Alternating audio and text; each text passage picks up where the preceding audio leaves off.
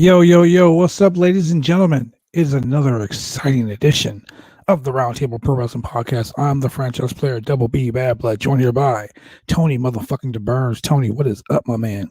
Not a whole lot going on here. It's been a fun day, and I know we've got a lot to talk about, including our two very distinguished guests interviews that we're going to be having here later on today. In fact, two interviews. I mean, I just realized we're gonna have to make. We're definitely going overtime on this show. I will say this right from the start. Right from the start, I gotta say something. Who cares, Shane? Yes, you're here. You're on time. You're on time, Shane. God damn. No, we are definitely going past the 2 hour, or we're going 2 hours tonight. We're gonna go 2 hours, baby. We got a lot for you tonight, ladies and gentlemen. A whole lot, man. I mean, it's we're gonna be laying down the law tonight, baby. We're gonna be talking about everything under the sun. Everything under the sun. So I mean, let's get into it, man. Look. May is Mental Health Month. Yes, it is. Okay, so ladies and gentlemen, if you're depressed, and trust me, I deal with it a lot. If you're depressed, these are the people you need to, surround yourselves with. You need to go ahead and get some help. I mean, it's fine. Tommy, I'm going to go ahead and put this comment up here for Tommy, ladies and gentlemen. His dear friend has Down syndrome. He's having a panic attack. He's got a friend who's a woman who's Down syndrome. Everyone else like, okay, so he's basically trying to find some help for. And Tommy, I will make sure that is displayed, and that if you want to put the information in my inbox, Tommy, I will personally call your friend and talk to her, because that's what we do here. Yeah. So with that being said, ladies and gentlemen, welcome to another crazy night here at the Roundtable. Indeed. We got a lot of stuff to talk about, man. We have some fantastic guests. You're welcome. You're welcome, Tommy. Good evening, Kevin. We got some fantastic guests, man. We're talking about, I just gotta say it, man. SWE Fury is on point. Fury, yeah. We got Kevin Sullivan on tonight. We got Andrew Anderson on tonight. Yeah, we did. Last week we had Malay Osaka. Billy Moon has a sick tattoo. Thank God. Billy. Miro did defeat Darby Allin to become the new TNT champion. I know that. Shout out to, certain people. Just, man, it's crazy. You know who I want to give a shout out to? I want to give a shout out to friend of the show, Martin Casaus, who made his second appearance on AEW yesterday on AEW Dark, facing Jungle Boy. Shout out to my boy Marty. Shout out to Marty. And shout out to Petrov. Petrov's headed to Vegas for deathmatch time. Wow, Petrov. Look, ladies and gentlemen, if you don't follow this man on Twitter, you don't follow him on Facebook, you need to follow him. He is all about positive mental attitude, but he is a hard-working workhorse. He's one of the men who makes BCW Worldwide fucking tick. Ladies and gentlemen, the Russian Pitbull himself, Gregor Petrov, man, go follow that guy. Good luck in Vegas, my brother. Stay safe, bump safe, and don't kill anybody. Because BCW guys, BCW Worldwide guys going all over the place. We got Petrov going to Vegas, and in fact, our guest that we're going to be bringing on here in just a little bit, he just made an appearance in California. So we're going to be talking to Zach Winters about that, and among other things going on right now. So lots going on. We weren't kidding. This is probably going to be one of the most packed shows we have ever had. I return to Memphis, Tennessee next week for the OIWA. It's an Owen Hart tribute show. And it's going to be a tournament for the first ever OIWA North American Championship. As you see, I got 3 championships in my trophy case right here, and I need another one. So I'm going to go, and I got a very special pair of tights in the mail for this show. So celebrating Owen Hart, ladies and gentlemen. That's right, OIWA next week. Memphis Hilton, be there or be square. Very cool. Very cool. Shane with the packed show. That's right, Shane. It is a packed show. Zach may have a new neighbor soon. Oh my God, Kevin Brandt, the Brandt Dynasty, roll it up next to Zach Winters. Speaking of Zach Winters. Speaking of which, the No Limits Hardcore Champion. Let's just fuck the hardcore thing. Just the No Limits Champion. But anyone that knows Zach Winters, by the way, you can check Zach Winters on his podcast. The what is it called? The Dark Asylum Podcast, ladies and gentlemen. You can check them out there. Always putting them over because I like Zach. Yeah, fuck you too, buddy. Zach looks like a slim down Zac Efron. Nope. Anyway, Zach's in his Jack Shack, ladies and gentlemen. So let's bring him in. Ladies and gentlemen, the No Limits Hardcore Champion, the wonderful sleazy himself, Mr. Zach Winters. Zach, welcome. Live from the Jack Shack. Whacking Zach's Jack Shack. Here we are. We are still gonna get demonetized tonight. who cares? Well, I thought that was the plan of me coming on. Of course. Nobody makes money. I know, right? Who the fuck makes money doing this shit? What's that? By the way, ladies and gentlemen, if you want to help us make some money, if you want to help us make some money here, you can go ahead and support this channel right here. Go to anchorfm.com. Get yourself one of those. Get yourself one of those Dark Asylum T-shirts. Check this out. I got this new microphone too. I've been playing with it on my podcast, but I got this new mic, and I could adjust the sensitivity on it, and we could start giving all our listeners ASMR boners. If I just come on here and just start coming up here. Yeah, it is. All moist and black and stuff. I'm gonna start eating seafood on here.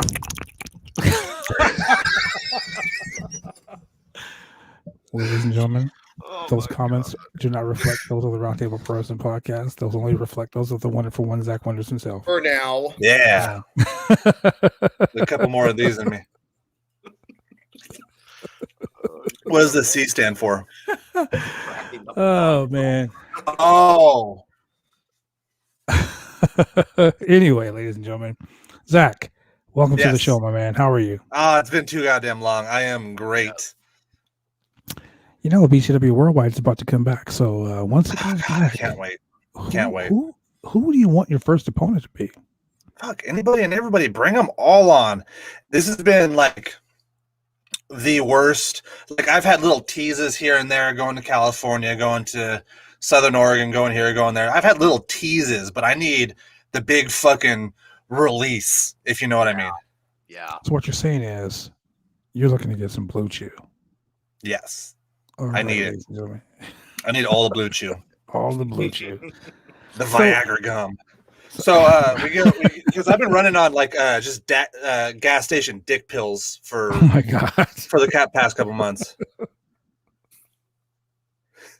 Man.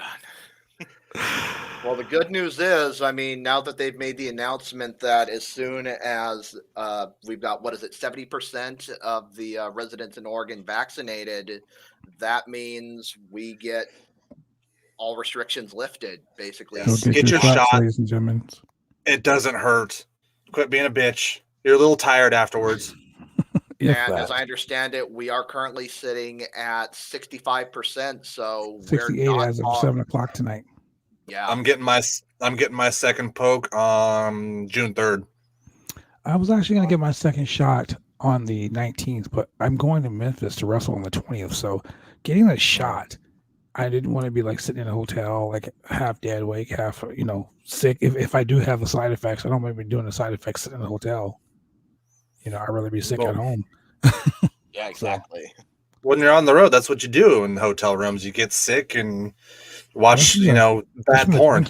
That's from the drinking, and hanging out with you. But in other words, I mean, it is what it is.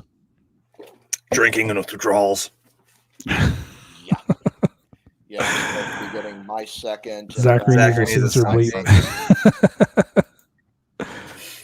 Oh, look at, hey, ladies and gentlemen, look who's in the chat. Shit. That's right. Nate Andrews, Nate the Great. Nate, what is up? Look at this. Blue Chew on a pole match. Nate, you sick fuck. Nate doesn't need blue. If I remember correctly from the good old days of DOA, he doesn't need the Blue Chew. Speaking of guys like days, Sam Sims is in the house. What up, Sam? Oh, hell yeah. Hell yeah. Getting a live crowd tonight. Sam makes his own beer, ladies and gentlemen. It is awesome. He used to make me this mango ale. It is delightful. Delightful. With a capital D. Anyway, Zach, what you're saying, you had a gripe about Southern California or California wrestling. What happened down there? I don't know. I went down there. I had a good match. The ring was a little stiff as shit. My desk is falling over. Oh my god. The ring was stiff as shit. There's no crowds. That was weird. Who did you work for down there? This newer company, Gold Coast Wrestling Federation. Good guys, paid me. We did fucking two, 3, 4 great shows in a weekend. That sucked. That first bump in a boxing ring, and like, I haven't done this in a year. And then 2 weeks before that, Anaheim area, right? Yeah, 2 weeks before that was the Roseburg show, and we all know how that ring is. That nice, what is it? It's just like a back chop every time you bump because that vinyl canvas. I know that ring well, unfortunately. Not high. I want to get drunk. Get drunk with the boys. Right. Man. So yeah, I mean, that Roseburg ring. Yeah, trust me, I know. But we always have a good time down there. You know, it is what it is down there. We make our own fun. That's right. You got to make your own fun. Just exciting. Just text me. He wants to rub his masculine hands through my Celtic beard. So, wow. That's my tag team partner, ladies and gentlemen. I think he was hoping I wouldn't read it out loud, but he knew I was going to read it out loud. You know, that seems tame for him, honestly. Hey, at least they didn't do spoons. At least they didn't do spoons. I get those too. Just exciting with his OnlyFans. Wait, is that real? It might be. I know a lot of things about Just X, but I don't know that. It wouldn't shock me. It would it wouldn't shock me either, to be honest. Yeah, he said I was hoping you would. Like he posts those pictures of him like just having full on orgies at his house or something. Oh, wait, which that's cool. You haven't seen these? Oh my god! There's pictures of him and he's just like doing his pretty boy poses and shit. Okay, let me tell you a story about Just X. Twerking and eating ass in the back behind him. Look, we're fucking wrestling in North Dakota, right? And it's snowing outside, so we fucking get to the hotel and it's like 30 degrees below zero. It's fucking cold as shit. So the hotel has a hot tub. So me and Justice go down to the hot tub, and there's this lady and her husband. I know they were swingers because they're kind of flirting with us, you know. They're in the hot tub across from us, and you know how like you see something out of the corner of your eye, and you don't really pay attention to it until it's like right there. I'm sitting in the hot tub, and I turn, and Justice has his phone, and he's coming up out of the water like he's fucking like he's fucking Aquaman. I just look at him. I said, "What the fuck are you doing?" And he's like, all ripped. He's like, "I gotta get that OnlyFans shot." I was like, "What the fuck?" The hero shot. Oh my god, it was so funny, man. I love traveling with Spencer, man. Yo, if I looked like him, I'd have an OnlyFans too. But yeah. Well, if I had his, gifts. I'd have an OnlyFans too. His fat meaty hog. Wow. Here we go, ladies and gentlemen. Once again, never mind. Now you see why we had to make the show 2 hours tonight. Oh my god. Okay. So I mean, so let's shoot the shit, Zach. It's been a while since we've had you on. It's been too damn long. Tell us what's going on, man. Tell us what the fuck is going on with you. I quit my job today, so that's why I was wanting to fucking. Was about. I was wanting to record. Yeah, anybody watching this right now, any job that is a strain on your mental health, just fucking cut it out. And I promised myself I would not sacrifice my mental health anymore for a paycheck. And today it finally got to the point where I'm just like, nah, I'm fucking walking out. And there's just a little shithole bar that I was working at, and then it was my fault that like business wasn't well, I guess. Even though they wouldn't promote me when I was there, they wouldn't promote the drinks I was making, so it's my fault. Huh? Yeah.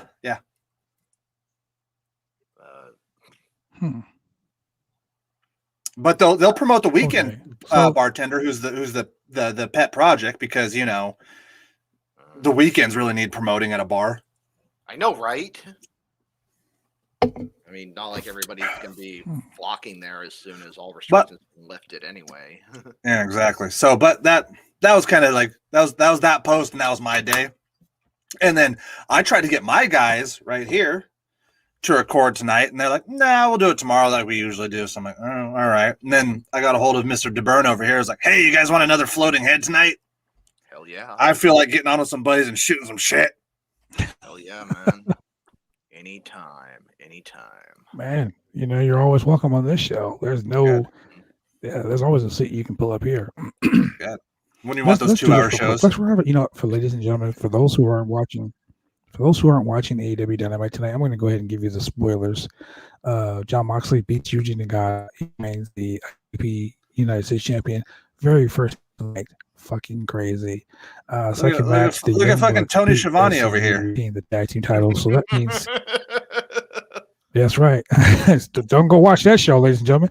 So the Bucks retain the championships. SCU. That'll put butts in seats. Orange Cassidy beats Pac. Crazy enough of that. Thunder Rosa beats Jasmine Allure. And Miro is the new TNT champion, beats Darby Allin with the Stinger. Yeah. Interesting. There you go. You can go ahead and put in the TNT. Please, because I fucking the WWE. I really want people to watch real wrestling. Shane, shut up. We all know that he came out to Wild Thing. Oh, fuck you. No, I want to. Can we like stop pretending that Darby Allin's good?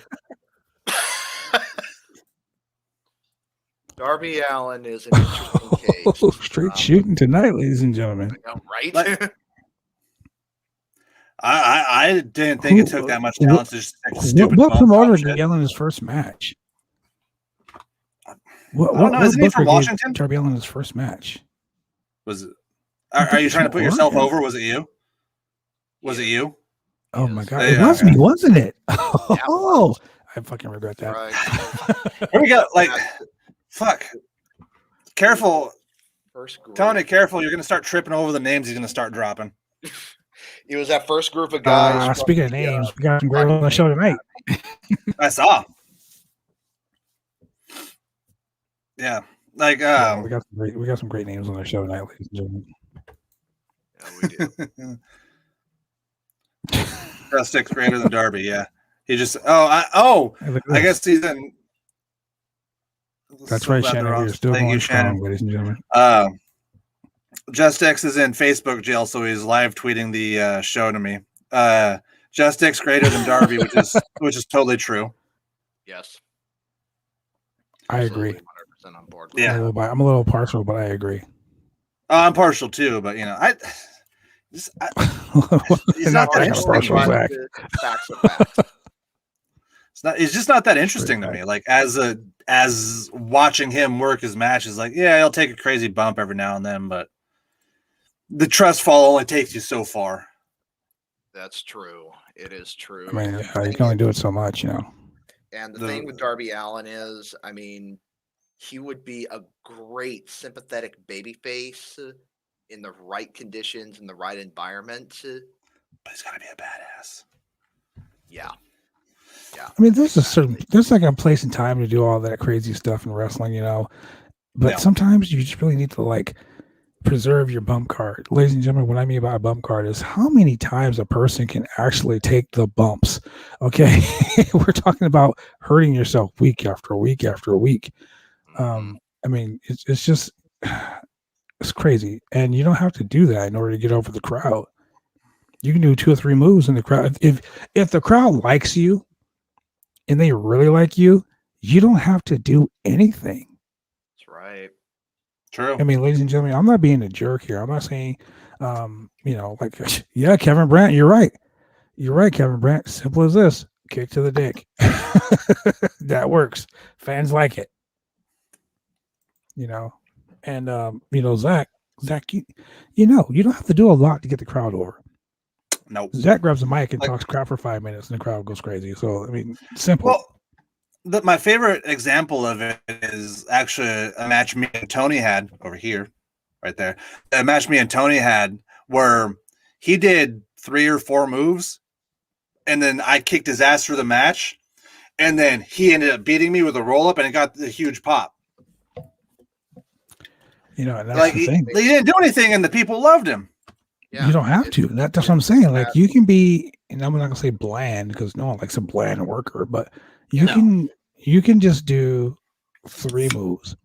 And ladies and gentlemen, I'm not trying to be that guy, but I'm gonna be that guy. 3 moves is enough. Let me tell you something, kid.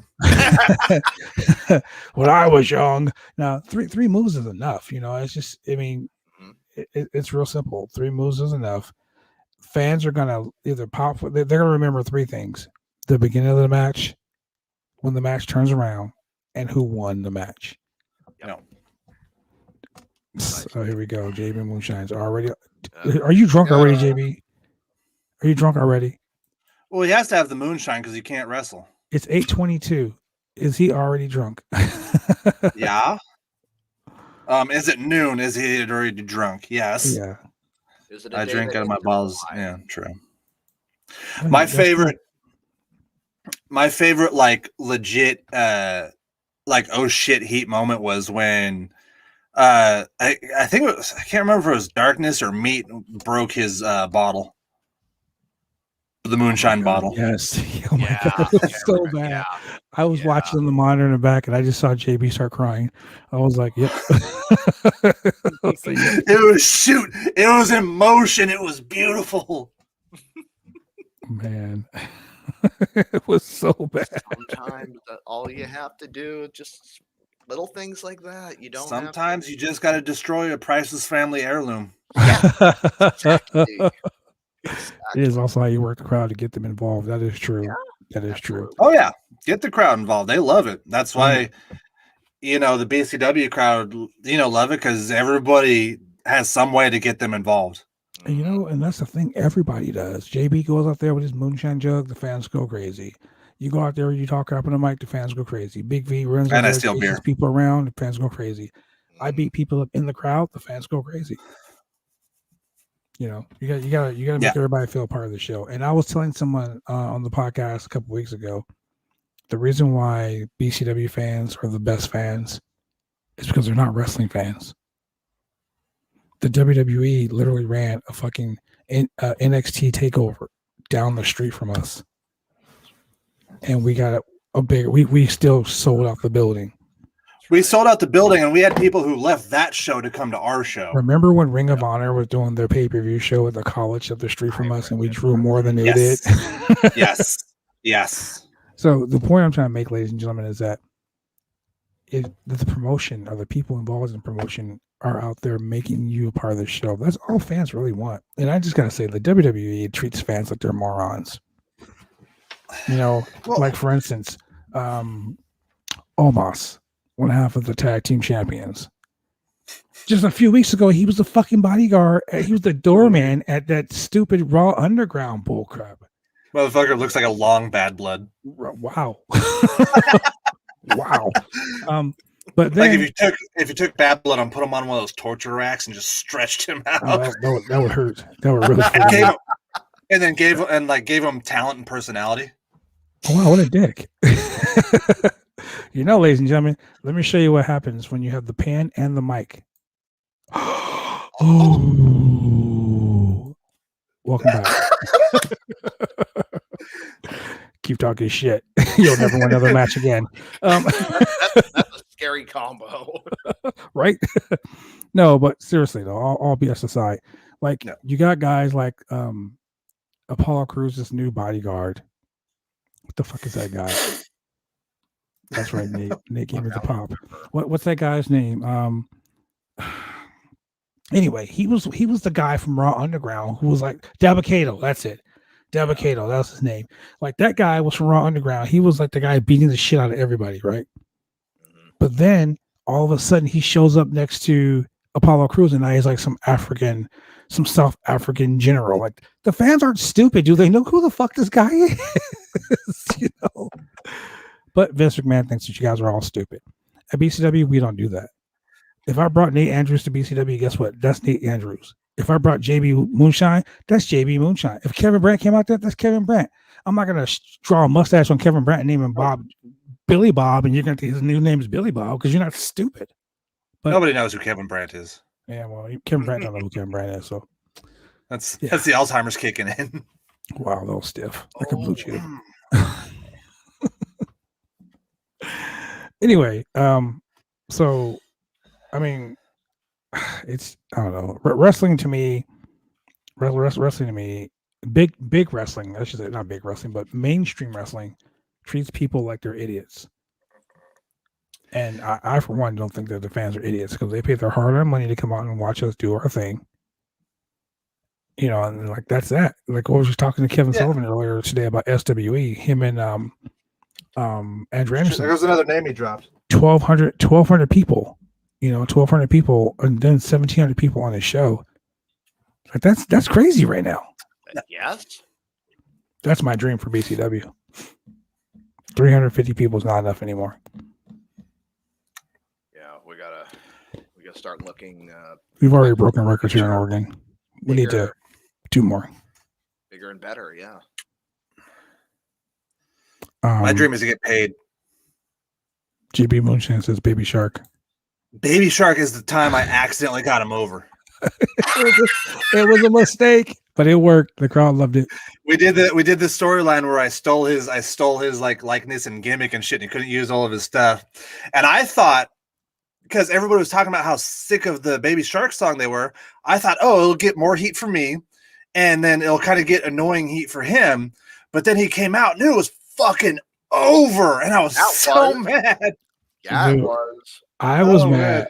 I was mad because like I was sitting back there in the locker room and I'm like, okay, so JB Moonshine's going, and it was like a total surprise to everyone on production was like, what the fuck's going on? What is going on? All of a sudden you hear Baby Shark, and all of a sudden the crowd popped, and I'm like, what the fuck's going on? I look out there and JB's just standing outside. He's doing the fucking shit. I'm like, what is going on here? But hey, it happens. People love it. I'm mad because I thought everybody was gonna get mad at me, but no, it just accidentally made him more over. Yeah, that's right. Yep. That's right. That's why JB Moonshine's one of the top guys. I gotta try to bury that motherfucker at every chance I get, and I end up making him more over. I gotta say this though. JB did tell me one time here on the podcast. I mean, he called Rodriguez a bitch. I will never forget that day. He was like, "That guy's a bitch." He was like, "What?" And then he texted me after the show. He's like, "Was that really him?" I'm like, "You just called him a bitch." Yeah, it was. Yeah, him. you did. Yeah, it was. So on that same show, he said, when wrestling comes back in the Pacific Northwest, that he wants to challenge Zach Winters for the No Limit title. Ricardo Rodriguez? No, JB Moonshine. Oh, okay. And he Either said, one. I know he told me that he would beat your ass all up and down. What is that street right there? Lombard. He said he would beat your ass all up and down Lombard, and he would make you drink out of that nasty jug of his. Yeah, but if I've seen him eat popsicles before and ice cream, if he does that in the ring, then I'm just gonna put him out in the corner and make him earn me some money. This motherfucker, right, has a drumstick, like one of the ice cream drumsticks, and he is looking at me the whole time. He is looking at me the whole time, and I made that joke to him, and he's just holding it, and then all of a sudden he just goes, "Oh," doesn't pull it out, just takes a bite, and like a fucking seagull or something, just fucking.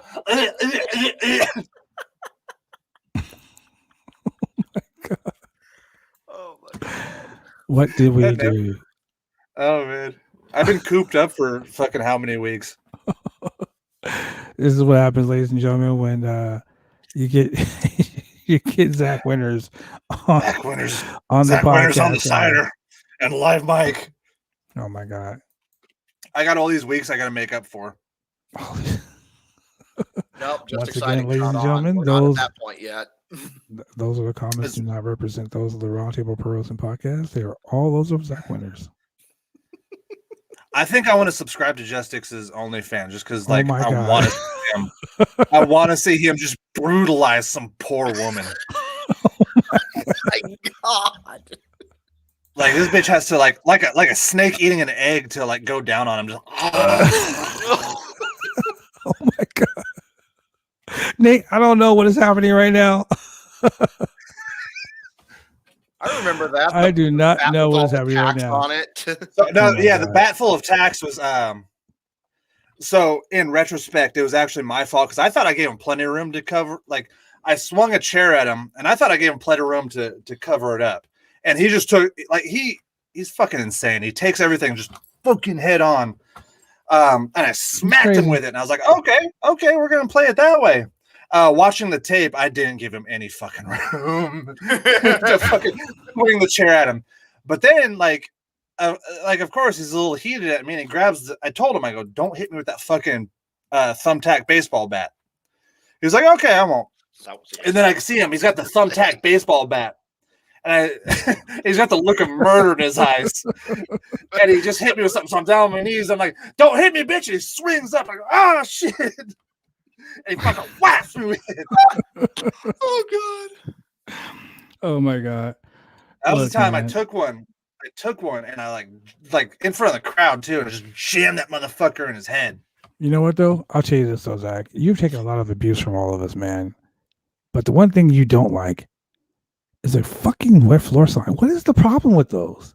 Oh God. Dude, no, fuck you. Nate, we are playing No, You want a little bit of column B, Nate. Right Nate. over there. Anyway, We had a War Games match, and I remember.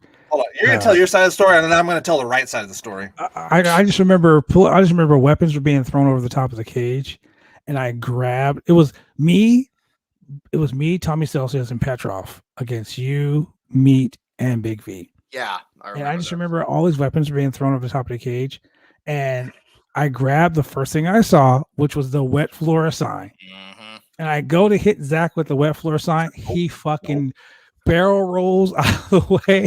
That's not what happened. Between the legs, and he grabs the floor sign and tries to hide it. Tries to throw it over. I should have hit your ass with it so you know what it's like, because this motherfucker is so good with the wet floor signs, and it is like the worst fucking back chop you've ever had, because he'll just and that thing hurt like a motherfucker.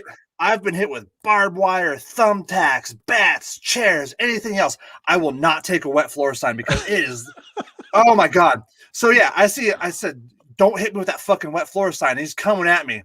And I shoot, like, I try to take it, like, I try to work him, right? I work a shot, and you don't drop the wet floor sign, and you, like, hit me, and you pick it back up, so I kicked you in the dick, shoot, and took it, and threw it out of the cage. I'm like, I should have hit your ass with it. I'm like, oh man, it was. Look, I just gotta say, man, Zach is taking a lot of abuse from a lot of us. He just ain't taking the wet floor sign. That's for damn sure. No. Oh man, but like we were saying, ladies and gentlemen, May is mental health. That picture, yeah, I took that picture of him, the aftermath when he was just drenched in blood. Yep. Shout out to Patty Dietz, who had in the chat group. Hello, Patty. Who had the better gig job, Petrov that night or Landstein? Oh my God! Look, I usually would say Petrov, but Lance tried to kill himself that night. No. From what I heard about it is that he was going to do it, and then somebody kicked him, and it jolted his elbow. No, you want to know the truth? This fool cut himself, and he cut so far that he stabbed his brain, and blood just started gushing out. He had the fucking purple scar. Yes, forever. Yeah. I just remember Tommy looked over at me. He goes, "We should probably take it home. I think Lance is gonna die." I go to grab Lance, and he couldn't get up. And I'm like, I think Lance is dead. So what Lance did is he pulled a Jim Cornette where he tried to do just like a real shallow gig and got nothing. So he started going deeper with it, not realizing he was not realizing he was already bleeding like a motherfucker, and it just got worse and worse and worse. It was crazy, man. It got bad. I think that was the first time I've actually ever been scared in the ring. We gotta get to the hospital. So I was like intentional. I was like, oh my god, he's gonna die. So Petrov would be, as far as intentional gigs. So he takes it on that one. But as far as accidental, Lance wins that one by a mile. Man, I don't know. But look, before we go any further with this crazy crap, because we can go all night. Yeah, we can. Let's go ahead and get to a commercial break. We'll be right back, ladies and gentlemen. Professional wrestling is one of the toughest sports going today. If you ever dreamed of being a professional wrestler, then former WWE superstar and World Tag Team Champion Sir Mo of the famed tag team Men on a Mission invites you, yes, you, to join his Bumps and Bruises Academy. Now in 2 locations in Carrollton, Texas and Sherwood, Arkansas. Allow Sir Mo and his head coach, Dante Smiley, and other coaches to get you on the road to an exciting and rewarding career. Classes forming now for your shot. Contact Sir Mo at 704-819-7312 or fill out an information questionnaire now. Don't wait, make your dreams come true today by joining the Bumps and Bruises Pro Wrestling Academy.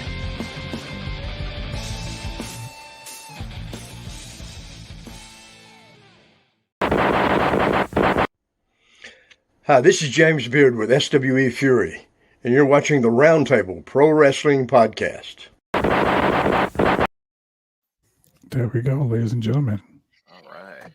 Patty D said it very, very clearly. It was clear to the scalp. Yes, it was. She was back there, baby, and I'm giving him a little sugar tit. It was fun. She was like, hey, put some crazy glue on this guy. He's going to bleed to death. We can't do this. Or BB. Because apparently Petrov didn't gig. Apparently that was Hardway. No, it was Hardway. Petrov is obese. He ain't giving no he is. Which makes that one even more impressive. Oh man. So look, before we go off the rails, which is probably already too late, how about we go to our first interview of the night? Usually I'd say let's go off to do a game with Zach, but we don't want to do that, ladies and gentlemen. We'll probably get demonetized and booted off of YouTube. I figured we were already. Right. So Tony, why don't we go to an interview with our boy and Andrew? Sorry, it's been a long day. It has. Andrew Anderson, the reinforcer of the SWE Fury fame. Let's go to that interview real quick, and then we'll be right back, ladies and gentlemen, with more information on how you can watch the Roundtable Pro Wrestling Podcast on television. You can listen to us on every media platform there is, and you can also watch the Dark Asylum podcast as well. All right, we are queuing up Mr. Anderson here. Mr. Anderson. We got dead air. I got to fill it. Anderson. Look at this. Petrov's talking about getting stabbed in the head with a pizza cutter. It gets late at BCW, ladies and gentlemen. Barbed wire crutches, all that crazy crap. Dildos and Billy Moon. And there was one dildus. Hey, he swallowed it whole. It was amazing. Oh my God, he got it all the way to the bottom. Didn't even need a blue chew. It wasn't even a dildo. It was one of those rubber fists. They're like that, giving you the Italian. And he got it. He got it all the way in. And it took like 3 or 4 of us to pull it out. It was fucking insane. He didn't want it to come out. I got my foot on his chest. I'm pulling it. I just remember I was doing a interview outside the ring, and all of a sudden I just saw it come flying. I was like, did he really just hit me with that thing? Well, that's a hell of a transition. Yeah, let's was. go Oh to the interview with Andrew Anderson. We'll be right back, ladies and gentlemen. Poor sir. Oh my God! Welcome, my brother, to the Roundtable Pro Wrestling Podcast. How's everything? Oh man, it's been great, man. You know, sometimes, man, with this whole COVID thing, wrestling slowed down, but it's starting to pick back up again. And I'm telling you, man, SWE Fury is on fire. Yeah, we're burning up Texas, and I mean, I'm happy to be a part of it and to be relevant at this stage of the game after 26 years of pro wrestling. You know, I mean, to be in the business. I mean, look, I was broken in the business by Jimmy Snuka in New Jersey 26 years ago. You know, I mean, it's crazy, man. Nikolai Volkoff, Gino Caruso, those guys used to pound you up, man. well, freaking, I had my first match ever with Gino, and my first real match with Gino, and it was great. And then I think Nikolai was like my first real main event tag team partner. I mean, I tagged with this kid Craig Karsh as the pub bully, and I was the Siberian Tiger back then. I mean, it was great. But then they said, "Hey, you're doing the Cold War throwback. We're going to put you with Nikolai." So somebody put me in Nikolai because Boris Zukov retired. Mm-hmm. So they were in the mix with Nikolai. All of a sudden, I'm that team with Nikolai all over the place, and from working with Jimmy, who liked to party, to all of a sudden being on a road with Nikolai, who didn't like to party. It was big. Man, you know, I know about Jimmy. Look, Wrestle Fan Fest, huge 2-night event. It was in San Francisco, California, at the Cal Palace. Freaking phenomenal show. And the first night after the first show was over, we're hanging out at the bar, and I think I'm like 19 or 20. You know, I'm still kind of young, you know. And I remember seeing Superfly across the bar. And he's sitting by himself. Always. I'm like, is that Snuka? So I walk over to him and I introduce myself, right? He goes, "Sit down, kid. Sit down. No, sit down, brother. Sit down." So I sit down with him. "What are you drinking?" I go, "Oh, I don't drink." And he's like, "Oh, you will today." That's good. Man, that was the one time I can truly say I got so drunk that I forgot where I was at. Bro, and he wasn't drunk.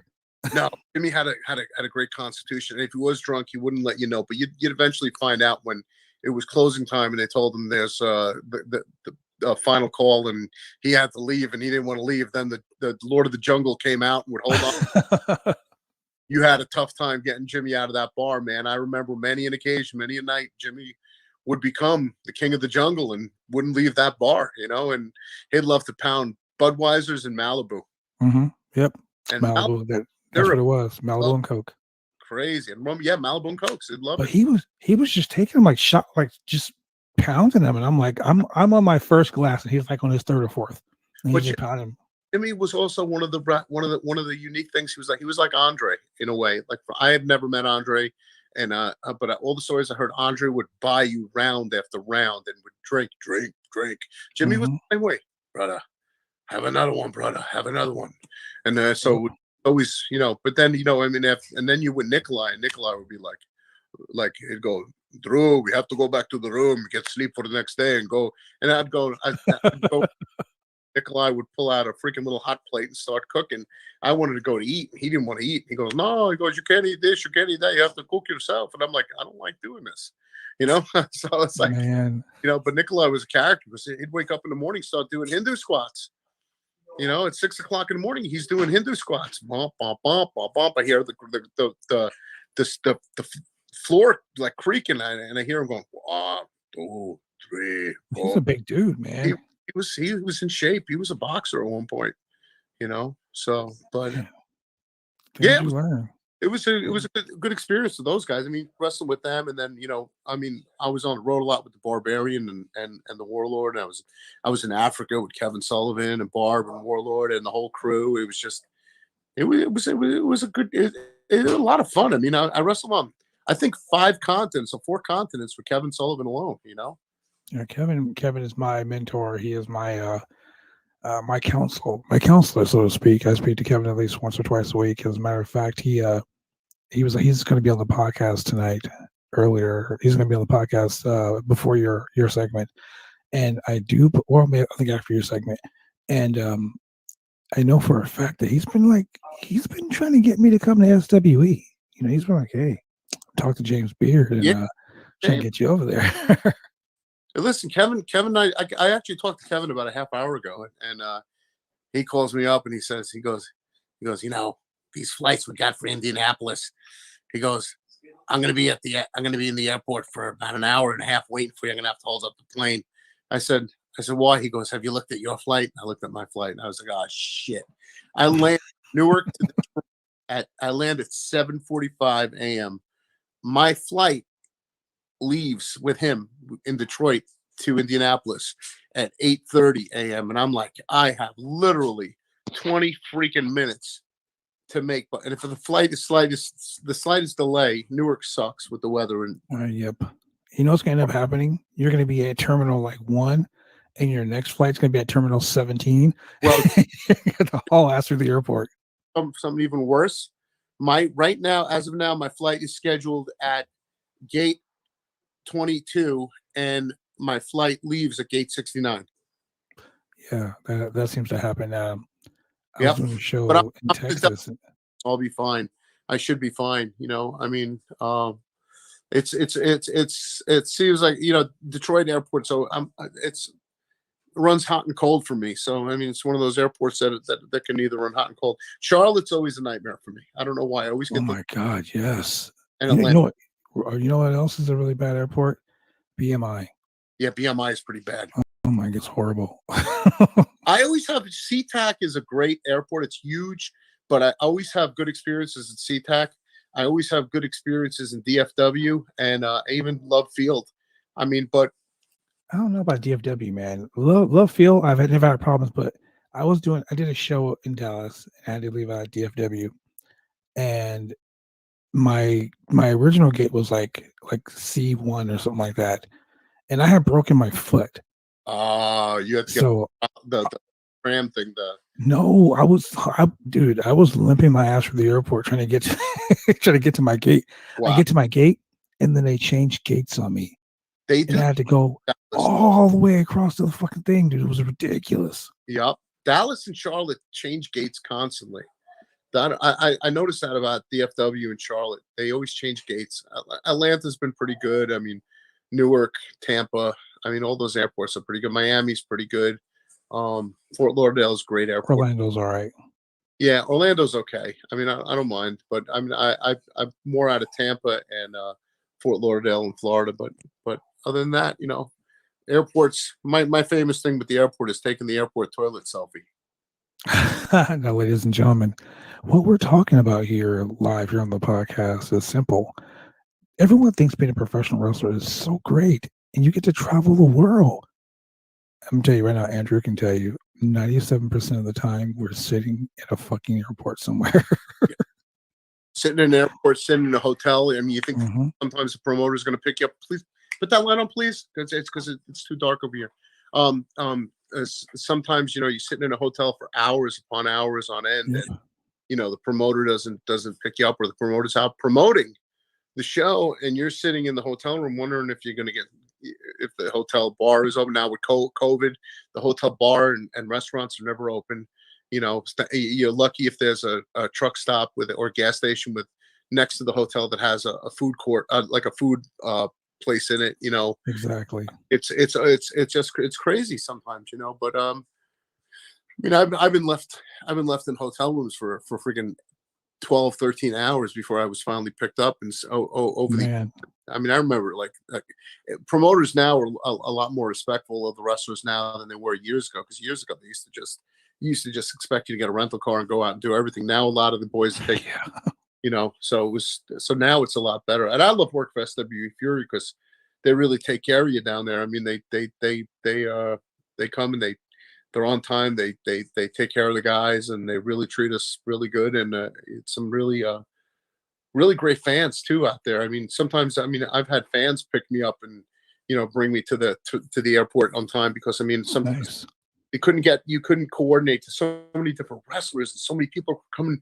It's such a big production that you have different people coming from different airports, Dallas Love Field, DFW, some people driving and other people. So everybody works together with that company. And sometimes the referees would bring it to the airport. Other times, somebody else, so, they always have somebody, lined up, and it's always been pretty good. So that they're, we talk about how wrestling is not all fun and games as people think it is, celebrity type lifestyle. It's not, because you look at what we do and how we have to travel, and we're herded like cattle sometimes, 3 or 4 in a car just to come from an airport to get to the venue, stuff like that. It's part of the production, it's part of the whole event, and we do it to please the fans. That's it. Yeah. So, and like I said before, I was telling you about SW Fury. We have heavyweight champion is Charlie Haas, one of the greatest wrestlers of all time. The dude's legit. That's right. Former WWE World Tag Team Champion, along with Shelton Benjamin. Part of the Team Angle with Kurt Angle. Yep.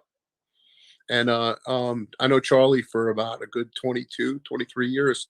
I was there when him and his brother Russ and I broke into business. We were all on the indie scene together in Jersey, New York area, Pennsylvania, Delaware. We all broke in together around that same time. We're just trying to, and so I know Charlie for a long time. Charlie's a great athlete and great talent. And like we talked about Rodney and Jazz, 2 of the greatest minds in professional wrestling working side by side, Kevin Sullivan and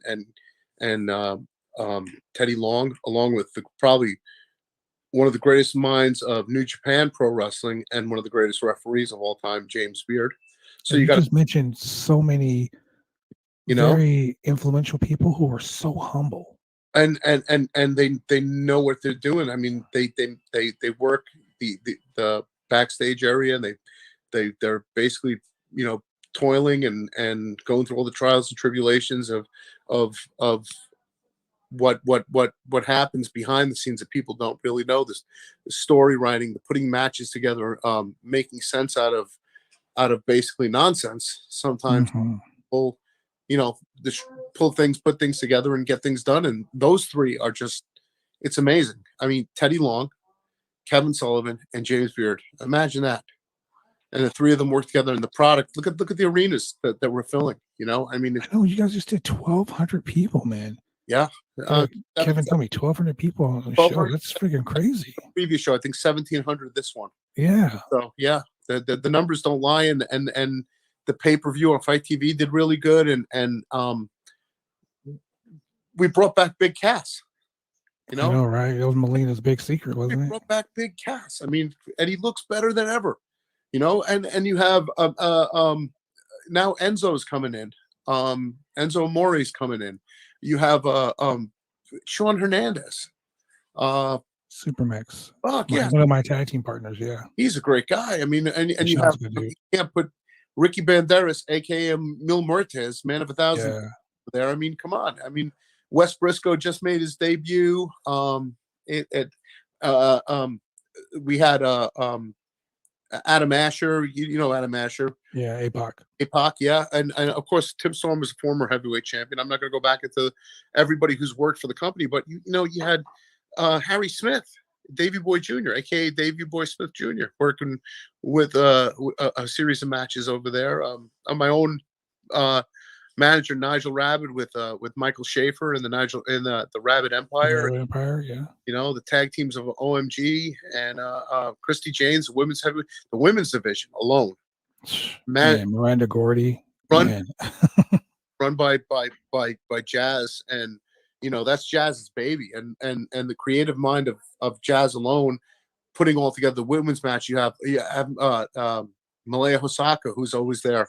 It's funny. Everyone you're mentioning has been on the podcast. Malaya is coming back from an injury. I think she's going to be there May 22nd. Yeah, she just told me she was on the podcast last week 2 weeks ago on our Ladies Night podcast, and she's so excited to be back there. Let me tell you something about Malaya. Malaya is the best pickup artist on the road, and pick you up at the airport and bring you to the venue. She is, make no bones about it, the best freaking travel partner a guy can have. She doesn't drink. She's gets behind that wheel. She's focused. She gets you there on time with time to spare. And she's also, you sit and think back, she's had a storied career herself. You know, the last Moolah trainee. Yeah, the last Moolah trainee, and one of the toughest girls on the planet. You know, I've said it over and over. Malaya knows her shit. You know, I mean, she forgot more than most wrestlers can remember today. True statement. And she just, and it's funny because we were just talking to her a couple of shows ago, and she mentioned it for the first time in her storied career. She was busted open the hard way. Yeah. I think of Rosemary, yep, SWA show. Blood. Yep. It's crazy. Rosemary put her out of action for a little bit, and she was bleeding all over the place, and she was out for a little bit from an injury, and but she's coming back. You know, she's coming back, and I can't wait. You know, man, SWA is exciting, man. It's so much good stuff going on there. Great talent. It's all about the talent, and I'd be amiss if I didn't put over the two biggest stars of the company and the two biggest stars of professional wrestling's future, Max Castellanos and Moonshine Ryan Mantell. You know what? Look, I know Moonshine Mantell. I've known Ryan for a long time. That guy has had the goods since day one. Him and Brent McKenzie, and I believe they were Andy Dalton at one time. They were the DTF. No, they were the, God, what were they called? Oh man, I can't think of the gimmick name. Like I did before. Yeah, exactly. I can't think of the. Watch, when the podcast is over, it's going to pop right into my head. But I remember my friend. Yeah, it's 28 years, man. I get hit a lot. Yeah. They were a very integral part of Texoma, NWA Texoma, for a long time. Robert Langdon, yep. Yeah, and man, Moonshine Mantell has the goods, man. That guy jacked to the nines. He can work. He has a great mind, you know. And Max Castellano, I keep hearing that name. Like everyone has come on the show, from James Beard all the way down to Malaya Hosaka to Jazz. You know, everyone that's been on the show that is associated with SWE Fury has said some great stuff about that guy. Max I watched his matches, and he is phenomenal. He is pound for pound one of the strongest individuals I've ever met. He is a strong son of a bitch, and he is also a talented individual. And he cuts a great promo, just like Moonshine does. And you know, and Ryan, I remember a few years back, I walked in and Houston Carson and Matt. Houston Carson, the Lion. Houston Carson. It was at a Hall of Fame show in Wichita Falls, Texas. And I walked in, Houston Carson and Moonshine. And I walked in the back and I looked at these two and I went like this. I go, if you guys work as good as you look, I said, holy shit, am I ready to retire? That's what I said to the two of them. And I looked at them and they went out there and they both, I don't know if they wrestled each other or if they wrestled individual matches, but they burned it up and they showed me. And I said to them back then, you guys are going places, you know? And Houston, I think he got some injuries but his son is out there. His son is out there wrestling now. But Moonshine is tearing it up in a big way. And I think, you know, it's only inevitable. Well, him and Max both have the it factor. I know for a fact that May 22nd, they have that steel cage match, SWE Fury, Max versus Moonshine, and I'm definitely going to be watching out for that. As a matter of fact, I think I'm going to contact Max and get him on the podcast, and I'm going to try to get Moonshine on the podcast, and maybe we can draw a little heat for that show.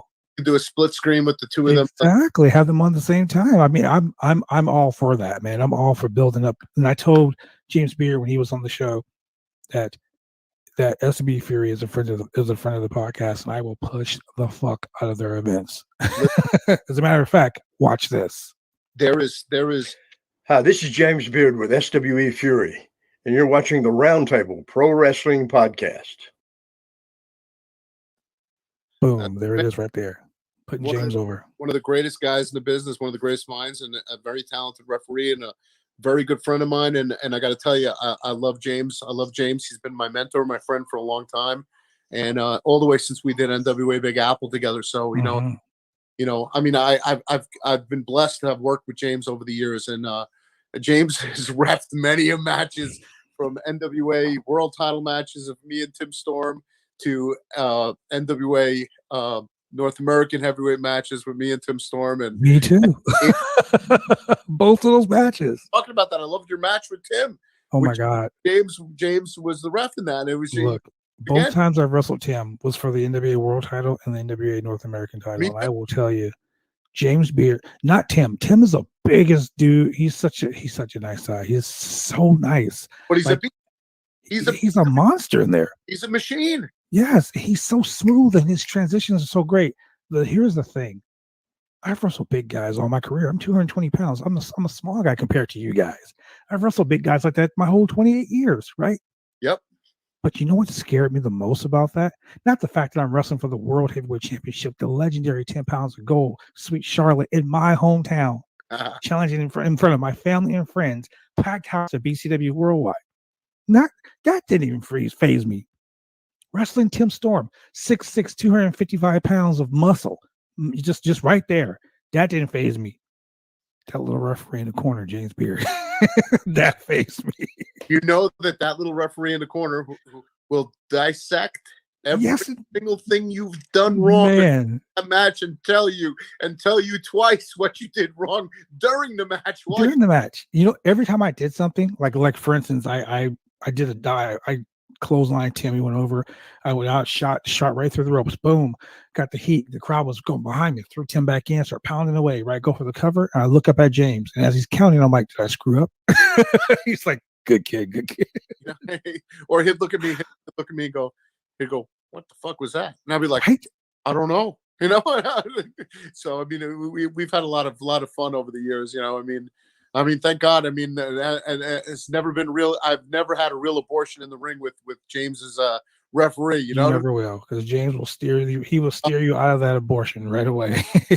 he will let you know what's going on. My dog is vying for my attention. We were talking about dogs before. My dog is like, she heard me laughing, and once I started laughing, my dog is like kind of like socially inept. If you're he will run out of the room. Other dogs will come and lick your face up. If you're laughing, she will come to say, "What's funny?"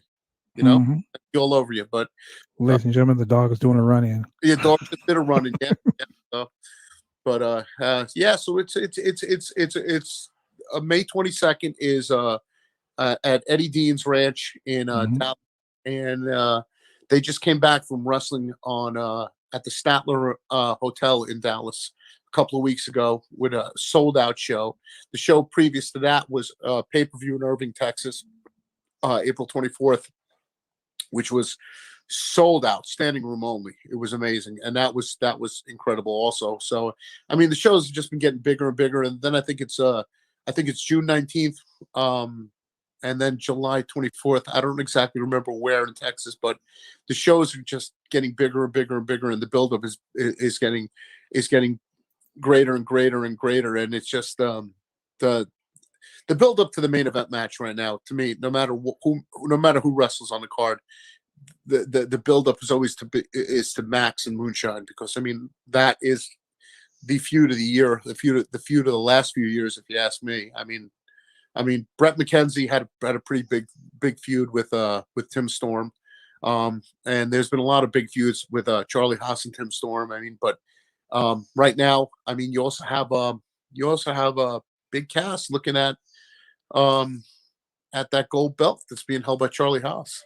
I mean, ladies and gentlemen, if you want to find out more about this, you can go right here, www.swefury.com. Get tickets. Tickets are on sale now. You can find out about their great TV tapings. They do meet and greets right before the TV tapings. I mean, man, Chrissy Janes, Charlie Haas, Rodney Mack, Big Cass, Enzo, Molina. You got Teddy Long. You got Jax Dane. You got this dude right here. You got my boy Jaden Lee. Look. Yep. I'm telling you, man, this place is stacked to the gills, man. Some of the best wrestling. Alone, they remind me of a Young Rockers. Mm-hmm. Yes. They're that's another tag team that has just like melded so well. And I've wrestled that guy so many times. I wrestled him in North Dakota a couple of times, and I'll just tell you, it's smooth. The dude has so much and I talked to Road Warrior Animal. As a matter of fact, I was gonna have Animal on the show a week before he passed away. we had actually, I talked to him a week before he passed away, and he was like, "Yeah, man, I'm doing this honeymoon thing with my wife. Give me a week," because he died on a Tuesday, and that Wednesday he was going to come on the podcast. Yep. And we were talking about Jaden. We were talking about building SWE. Funny story about Animal. I met Joe. I want to say 2014, 15, maybe. I think I was the NWA Continental Champion at the time, and I was wrestling in Indianapolis, Indiana for NWA Circle City. And Joe would come there all the time, and he would fly in the week. He would fly in that Friday. That Friday night, and the show would be on a Sunday. Mm-hmm. So we have the whole weekend, and we would always eat dinner at the hotel, this nice restaurant at the hotel we stayed at. And I remember one time, me and my tag team partner were eating with Animal, and the promoter was buying us dinner, and Animal sits across the table from us, and he's just talking. We're just, chopping it up like we always do. And he puts his hand on the table, and he had this beautiful gold ring. I look at my tag team partner, and I'm like, "Oh my God, don't do it! Don't do it!" So he had Hawk's WWE Hall of Fame ring on one hand, and his on the other. Amazing. So he looks at me. He looks at my partner, and he's like, "You want to try it on?" It's my partner, right? And I look at my partner like, "Please don't do it. Please don't do it. Please don't do it." So Joe takes the ring off, puts it on the table. And my partner reaches over and picks the ring up. And he's like, "This is awesome." He puts the ring on. And I look at Joe, and he looks at me, and he just shakes his head. I'm like, "Oh, shit." So the whole weekend, Joe teased my partner about the whole ring thing. Called him a mark, right? He fucking was like, we walked into the building, "Hey, Bad Blood. Hey, Mark." And he couldn't figure, my partner, from the life of him, couldn't figure out why he kept calling him a Mark the whole time. I'm like, "Dude, you don't get it. Like, there's 3 rules in wrestling. 1, you don't wear your Ribera jacket. For 2, you don't put on someone else's championship belt. You don't even pick it up. That's like bad juju." Yeah. And the third rule, you never wear a Hall of Fame ring that's not yours. I know Animal I knew Animal. My heart of hearts, he's always going to be alive in my heart. I knew Joe since 98, maybe even longer. And I was acquaintances with Hawk, but I was close with Joe. And I talked to Joe the morning before he passed away. He called me up, and I actually was instrumental in getting him into SW Fury. And I was on lockdown, and I said, he asked me, he goes, "What about that company Hammer's working for, SW Fury?" I said, "Well, I'll give you Tom, the owner's number to you, and I'll give your number to Tom." Worked out great. Next thing you know, he's Teddy Long's enforcer, and shit's going great. And now it's September, and we're looking forward to me coming out of lockdown in the New York area and coming back to Texas. And I'm talking to Joe about it, and Joe wakes me up that morning because he knew I was out with the devil. It was in October because we were all over New York that weekend, and we were drinking and everything. And he said, and I was dropping Kevin off at 5 a.m, and Joe knew this, so he called me up at 7 a.m. and he says to me, he goes, "Hey, I know you didn't get much sleep, kid." He said, "You're out with the devil." He goes, "I just figured I'll wake you up now." And I'm like, "Oh, please, dude, what's going?" And he says to me, he goes, "Listen," he goes, "we got business about tomorrow and everything on. Can't wait to see you coming back for SWE and everything, and get out of lockdown." And he's like, "Oh, it's bullshit. I'm tired with this bullshit COVID and everything." And then the next morning, I get a phone call from a bunch of people called me up, and I just remember my phone was ringing, buzzing, but I'm trying to go to sleep, and somebody calls me up and says, "Joe passed." And I was like, Joe who?" They're like, "Animal." Right. It was his fucking 10th wedding anniversary with Kim. And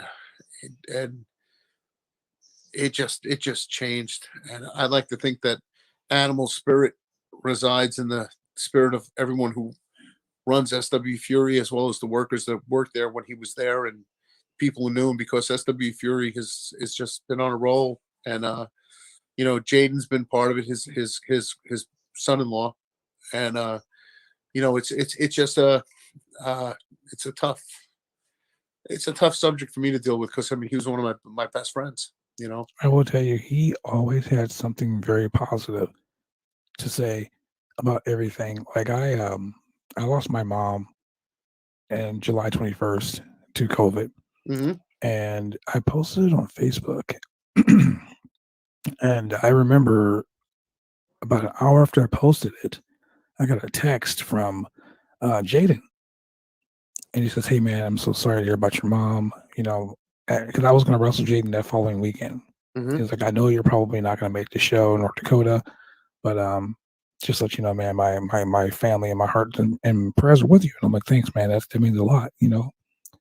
5 minutes later, I get a text from Joe, and it just says, "Call me." So I never really talk on the phone with Joe. I always text him, you know. So I called him, and he's like, "Let me tell you this," and he just laid out this whole like storyline, you know. And it wasn't like a storyline, like a wrestling storyline. It was like he just laid out like this whole like life plan for everybody, you know what I mean? And it was so fucking amazing because like when he said it to me, I was already like emotional, and then like he started talking and he kept going and going and going. And when he was done, I literally, like, no bullshit, I just stared at the phone. Wow. And like I was like, well, that like sometimes you need to hear some things. Joe was not the glasses half empty kind of guy. It is. That's what I was trying to say. Half full. You know, he was always had that positive outlook. Like shit can be bad, and when it's bad, it's pretty fucking bad. But Joe would always say, you know, shit can always be worse and get better. And he's always been like that, you know. And he's, you know, I mean, he was just great, all around great, you know. And I lost a lot of people over the years. I mean, in the business that I was close to. We talked about Nikolai before we got on the air. Nikolai was my first real official big name tag team partner, and I've been around the road with him, up and down the highways with him for years. After Boris Zukov retired, I was the Siberian Tiger team with Nikolai Volkoff, and then you had Jimmy Snuka, who we just lost also a few years back, and Jimmy was like a dad to me, and it's been a tough road, you know. We lost a lot of friends, you know. I mean, the legends that we grew up watching and that broke us in the business are now going, and we're of that age. And now we're those people that are breaking these young kids in the business. Young kids, you've been 28 years in the business. I've been 26 years in the business. Tim Storm was about 700 years in the business, you know. No seriousness. It's we're the old men now, and we're talking to Kevin. And you know what freaks me out? When you got these young people that come and say, "Who's Kevin Sullivan? Who's Tito Santana?" They don't know who the fuck it is. Right? It's like you. If you're a baseball fan, you know who Babe Ruth is. If you're a wrestling fan, you know who Ric Flair is. But it's like this. This kid, Parker Boudreaux. Did they forget who Reggie Jackson is? You know? Yeah, exactly. Booth and Mickey Mantle. You can't. Not everybody's Hulk Hogan and Ric Flair. You got to remember the Bucky Dents, the Reggie Jacksons. You know what I'm saying? And the Pete Roses. You know, the guys that were there also. You know, like who paved the way for those guys that you like to be there. You know. You know, there's this kid that just got signed to WWE, Parker Boudreaux.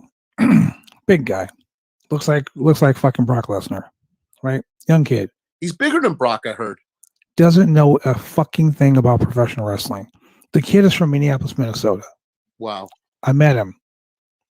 I was talking to him in an airport, and I said, "Hey man, so I hear you got signed NXT. That's awesome. Good news, man." I said, "What do you know about Minnesota wrestling?" And he's like, "Well, I know Brock Lesnar, blah, blah, blah." I said, "So what about guys like Scott Hall or guys like Greg Gagne, or what about Kurt Hennig? What about Larry the X Hennig? Rick Rude, the Road. Yeah, what about Rick Rude? What about, you know, the Killer Bees? What about these guys?" And he's like, "Who are they?" Yeah. And I'm like, are you fucking serious? Crazy. Oh, man, I hate it. I totally hate it. And look, like I was talking to Kevin. Kevin came into the seminar at my company, and he's sitting on the stage and he's talking, and all the guys are sitting there listening, and then I just stop. I'm like, Kevin, just stop for 1 second. And I get up on the stage, and I'm like, I'm very disappointed in every fucking person in this crowd. And they look at me like, why? I said, everything that Kevin's been telling you for the last 10 minutes, I've been telling you for the last 5 years. Word for word. Where do you think I learned it from? You know, and now you look at it, Kevin is 71 years old. Yep. And still can go.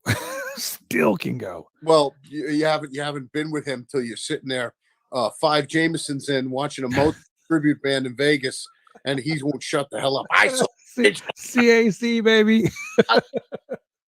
I remember that he says to me, he goes, I saw the original Diana Ross.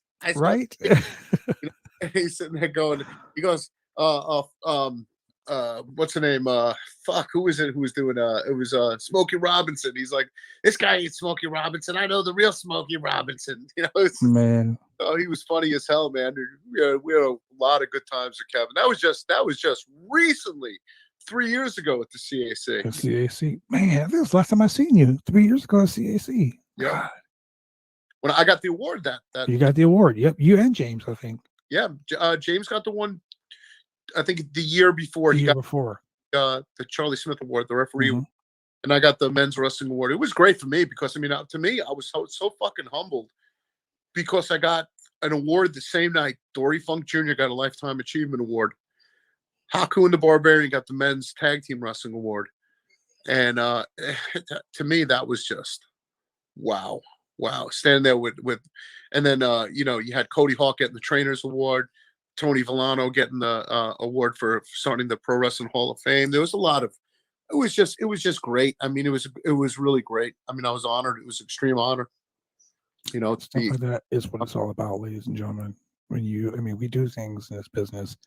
You know, I mean, like you can see behind me in my trophy case, I have several championship belts that I've made history with, and it all pales in comparison to when your peers honor you with such admiration. You know what I mean? Like guys that I grew up watching. Like when I won the NWA Pacific Northwest belt, and when I broke the record for holding it longer than anybody else, the grappler sent me a message, and dude, you have no idea.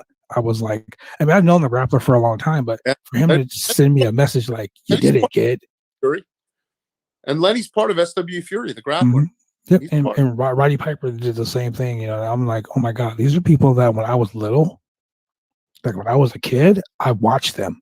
Yeah. You know, and it's crazy. And I will tell you, ladies and gentlemen who are watching this podcast, professional wrestlers who are watching this podcast, you really need to truly understand what I'm about to say is the most important thing any professional wrestler can tell you. Be careful what you say and do on social media because you never know who's watching. Everybody's watching. Nikita Koloff, a man that I idolized when I first started wrestling. You know, like my mom who passed away, Nikita was her favorite wrestler. Nikita Koloff came on my podcast and he said to me, I've been watching you for a long time, kid. And I remember when you did this and when you did this. And I got to tell you, I had the biggest fucking mark out moment in my life. I had to put my mic on mute. It was that big of a mark out moment. What? Is that amazing? It's crazy. That was Kevin calling in right now. That's why he wants right now. All right. Well, ladies and gentlemen, with that being said, Andrew, the Reinforcer Anderson, man, thank you very much for joining us here on the Roundtable Pro Wrestling Podcast, man. Bro, you want to shoot your Instagram, your social medias out there? Yeah, Andrew the Reinforcer Anderson on Facebook. You can also find me at Andrew Anderson, also on Facebook. Drew the Wrestler on Twitter, and the Reinforcer Andrew the Reinforcer on Instagram. And also they just put up a Reinforcer Andrew Anderson YouTube page. I finally broke down and did one. Oh, look at you. So yeah, I found out that you can only download 15 matches at a time. So, but I got like 10,000. I know. Listen, BJ, the only thing I don't like is I hate watching myself. Right? Because it's weird. All these years, everybody said, "Oh, you had a great match. I saw you dive off the top of the cage. You did the dive off the cage, senton bomb." And I'm thinking to myself, you know what? everybody's saying it was so great, so great. So I'm watching me do the dive out of the cage. I said, what the fuck was so great about it? I looked at a pigeon that was shot out of a tree. Oh my God. I think that all the time. I see like people will be like, man, you had such a great match with this person. And I think to myself, what the fuck are you talking about?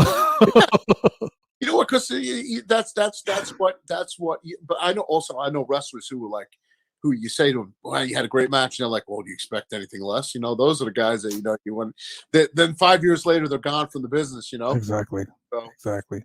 But listen, man, I hope to mix it up with you someday in the ring, and two more years, man. You got 2 more years before I hang them up. Don't hang it up.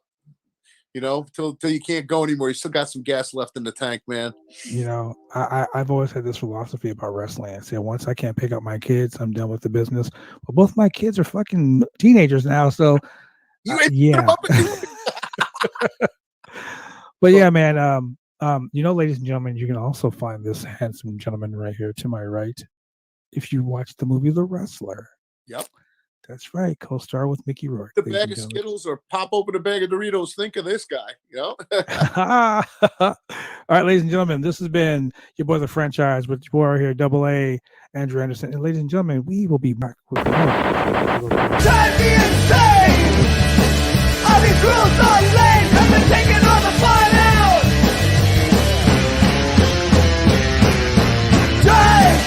Drive me insane!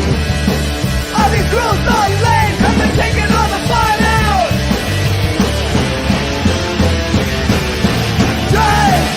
Drive me insane! All these rules...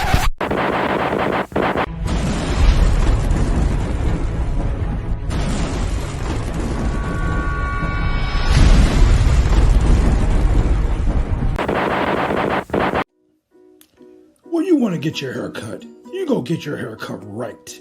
You head down to Big D's Barbershop. Big D's Barbershop, Vancouver, Washington's best and brightest. 1019 Main Street, Vancouver, Washington, where you can go get your hair lined up, cuts, fades, shampoos, conditions, and all the great things that go with supporting a local barbershop in a local business area. You can also reach them online at www.bigdsbarbershop.com. Go get your hair cut right.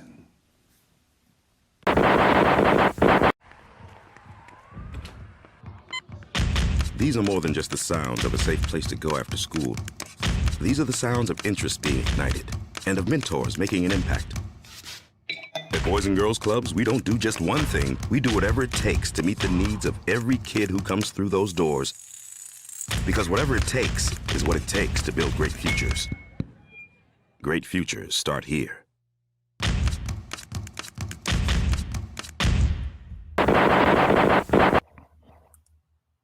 And we're back, ladies and gentlemen. Wow. A lot of sage words there from Andrew Anderson. And the main thing that when he was speaking about when he was talking about Road Warrior Animal and literally just what was it, a day right before we found out that he had passed away. I mean, yeah, I remember I was like so excited because we were going to have him on the show the next week. Yeah. I was like, I'm going to post this like right now. Then I got a text and I'm like, are you fucking serious? Yeah. And I didn't want to call Jaden. Yeah, well, a great segment. I didn't want to call Jaden and be like, hey man, I just heard about your father-in-law. Like, but I text him and I'm like, hey, is this true? Because this is going around. And he's like, yeah, man, unfortunately it is. I'm like, oh my God. Like, I literally just talked to him like 3 days before. Yep. That stuff sucks. But on the bright side, I just unfollowed the Destroyer of Gods, the WWE superstar Parker Boudreaux, the guy who doesn't know shit about wrestling. Fucking loser. Parker Boudreaux. Parker Boudreaux is a football player that signed with the WWE and is right now currently at NXT at the Performance Center learning how to be a wrestler. See, the WWE just brings these big ass guys, and because he looks like a young version of Brock Lesnar. Big fucking deal. Yeah. You're gonna give What were you talking yourself about a earlier? nickname. Yeah, you're gonna give yourself a nickname, the Destroyer of Gods. You can't even run the fucking ropes. Exactly. But that's just me. Yeah, and he's getting all these comparisons, because he's got size, the background, the body, and all that. And, and everybody's talking about, oh, this guy's going to be even better than Brock Lesnar. Big boxes, Doubt big it. box office, Boudreaux, the Destroyer of Gods. That's his hashtag. So I don't think that's happening. He posted, I'm on an unfollow spree.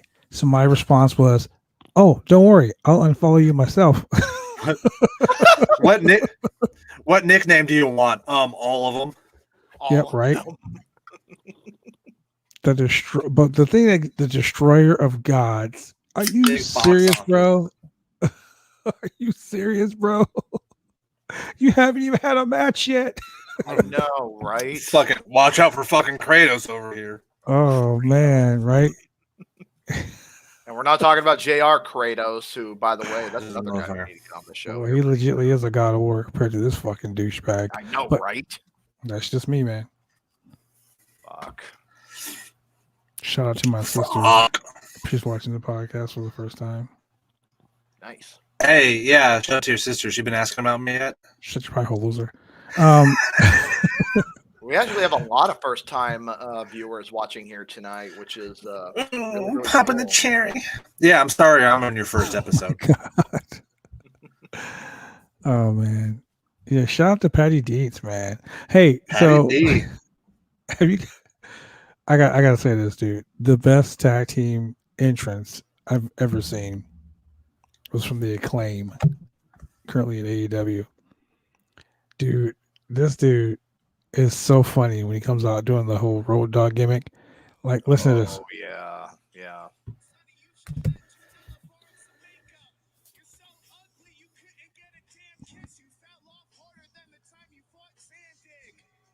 It's barely coming through on your microphone. Hold on, let me restart it because you gotta hear from the beginning. Sonny, you should let Janela borrow some makeup. You're so ugly, you couldn't get a damn kiss. You fell off harder than the time you fought Zandig. Hey, yo, Sonny, what you say? Let's keep it old school. We can have sunny days. On second thought, I think I'll pass. You're not that cute, and I got a better ass. Fucking Malibu's most wanted over here. It's so funny though. He's like booty butt cheeks.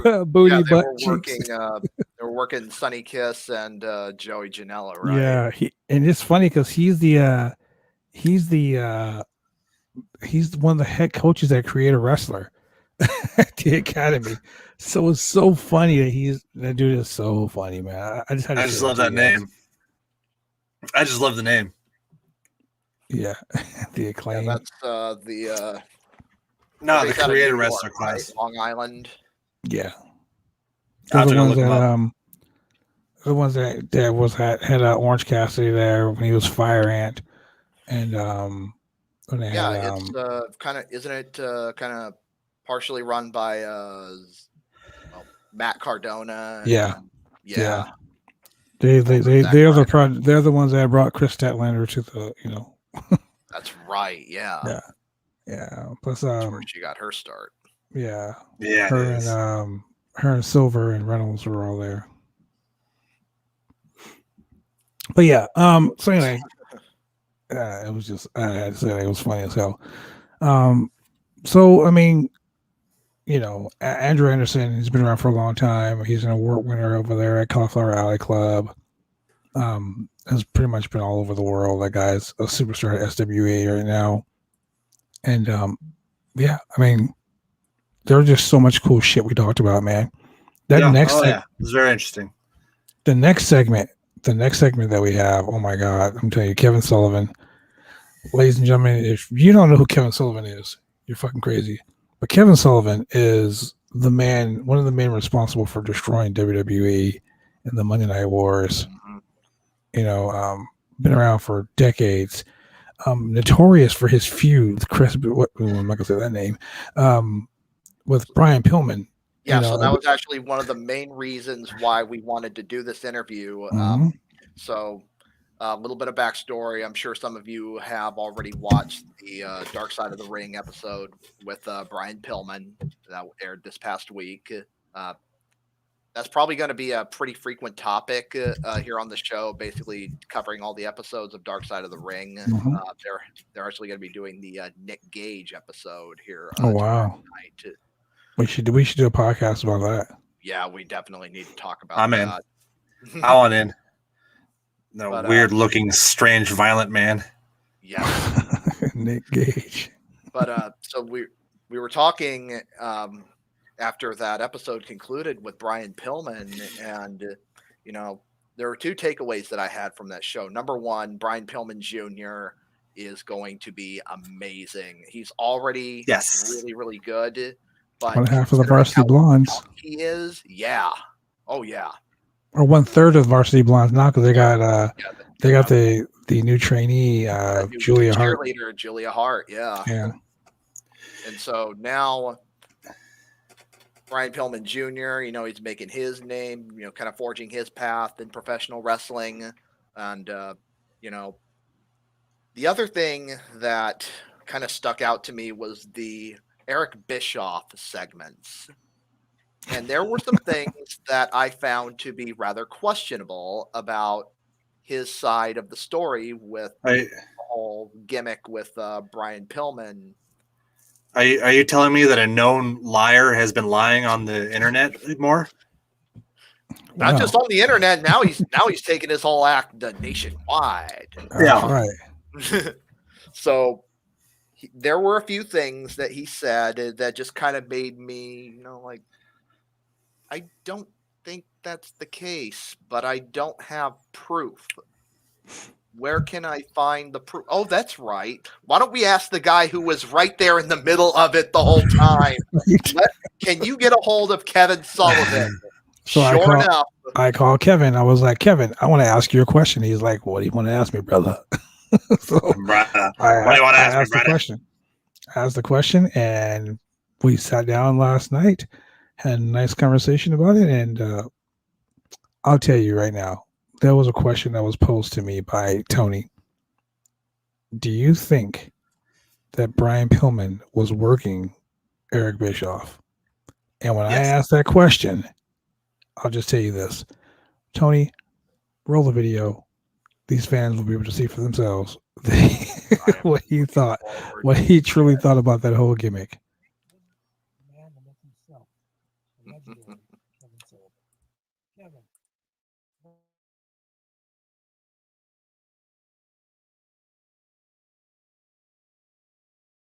Really had a storied career, and I'm glad to see you're still at it, my friend. Oh man, it's because of you, man. I'll be honest with you. A couple years ago, I was thinking about hanging the boots up, and then you and I, along with Buddy Highway, had this wild 6-man tag team match in BCW Worldwide.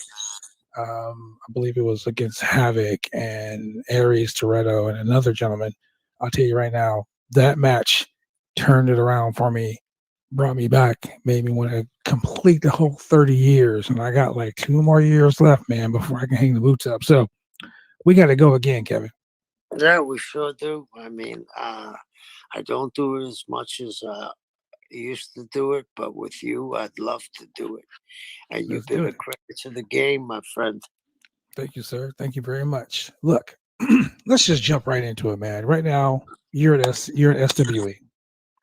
SWE is a promotion that's a friend of the channel, and down there in Texas, they're doing the most, man. And you're doing the commentary. You're giving your expertise. Tell us about SWE. Yeah, I mean, I was called. One of my other proteges, Teddy Long, who was once a referee. And I used to hear him talk. Teddy and I would ride together, and I'd laugh. Teddy used to put the cape on James Brown. I mean, he's been in show business. that's a shoot. I mean, he used to put the cape on James Brown. He's been in show business his whole life. And I said, man, we got to make him a manager. And we did it against probably the greatest tag team of all times, the Road Warriors. And Teddy's now in the WWE Hall of Fame. And Teddy called me and said, I'd like you to come and give me a hand. And I was lucky enough that he reached out. And with him, with James Beard, who's a legend in Texas. But a lot of people don't know this. James is a legend in Japan, too. Oh, yeah. So he lived in Japan, you know, and he booked in Japan and ran everything for a while for New Japan. And I was lucky enough that they invited me in. And since we've gotten there, the last show we did 1,700 people, and they actually would allow anybody in because of social distancing. So I was happy to say we had 1,700 people. Man. And it was our first pay-per-view. I don't know what the numbers are yet, but they were on a roll. And BB, you know that you can't compete with the WWE. So we'll give them an alternative programming. And it seems to be working. We have some great young talent. I say that what we are is the past, the future, and the present. There are two guys there that have had these blistering matches, and I've been around a long time, and I've been involved in some serious angles. I don't think I've ever seen guys at this stage of their career do what they're doing. It's Max Cassiano and Ryan Mantell.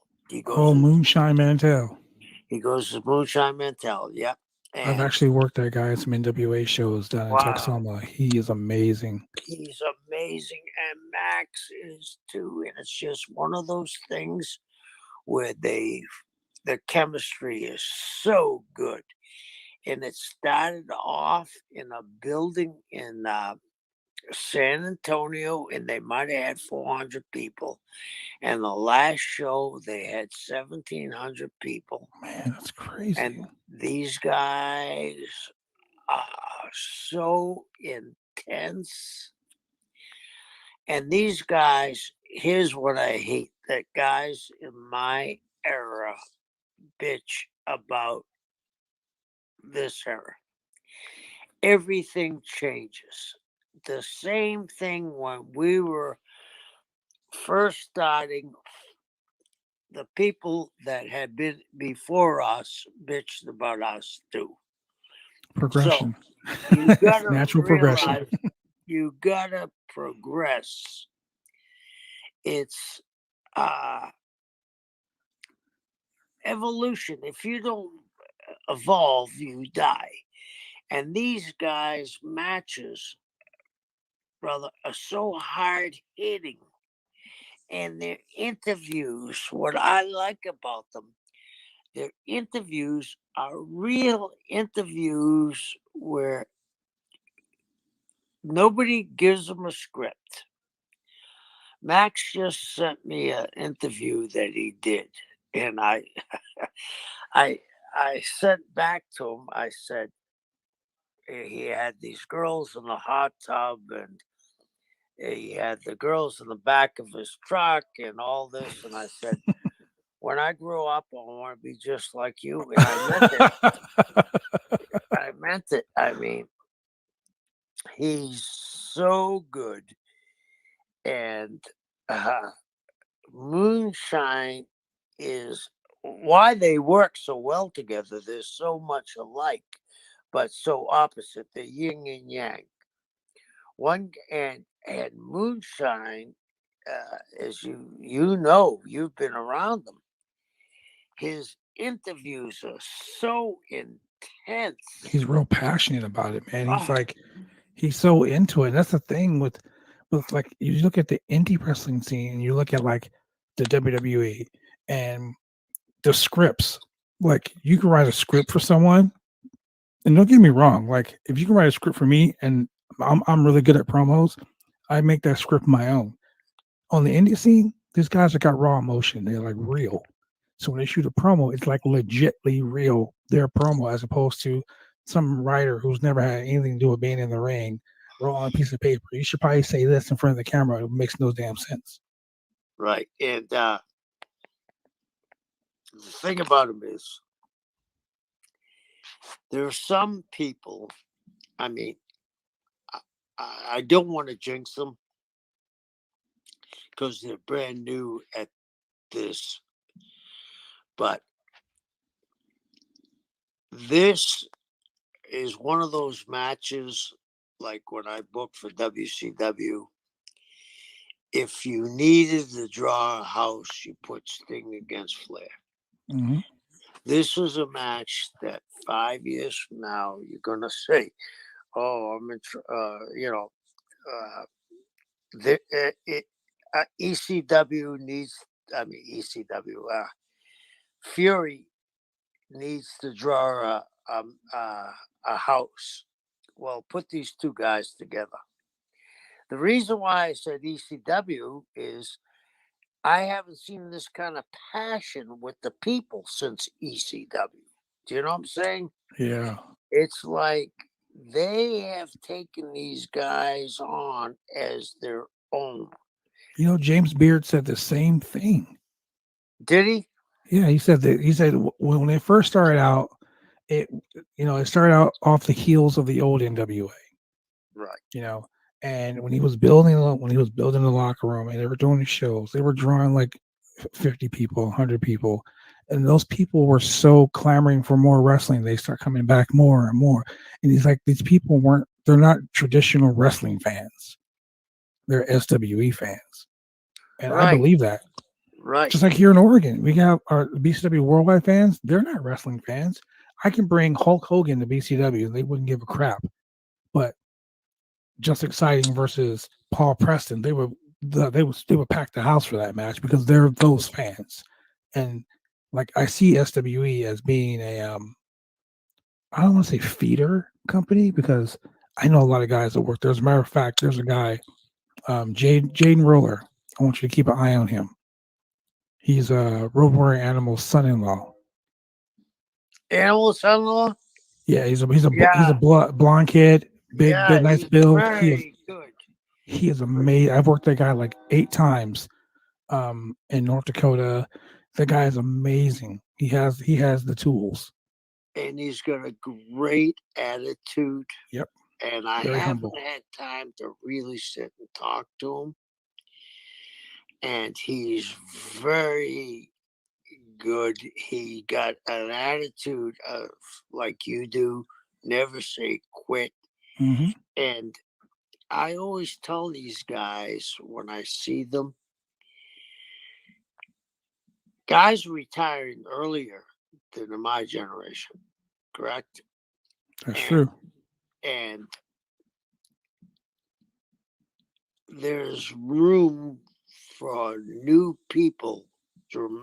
I think it's dramatic need. And why not them? And the guys that have the attitude and the athletic ability. I had a friend of mine come to me and said, well, I feel like I'm being held back. I said to him, wow, man, over the last 2 years, you put on 35 pounds and it wasn't muscle. You know what I mean? You gotta, if you want it, you gotta show them this. And it's a real competitive business, as you know, brother. And you've been to the pinnacle, and you are right about there are certain companies that the people take them as their own.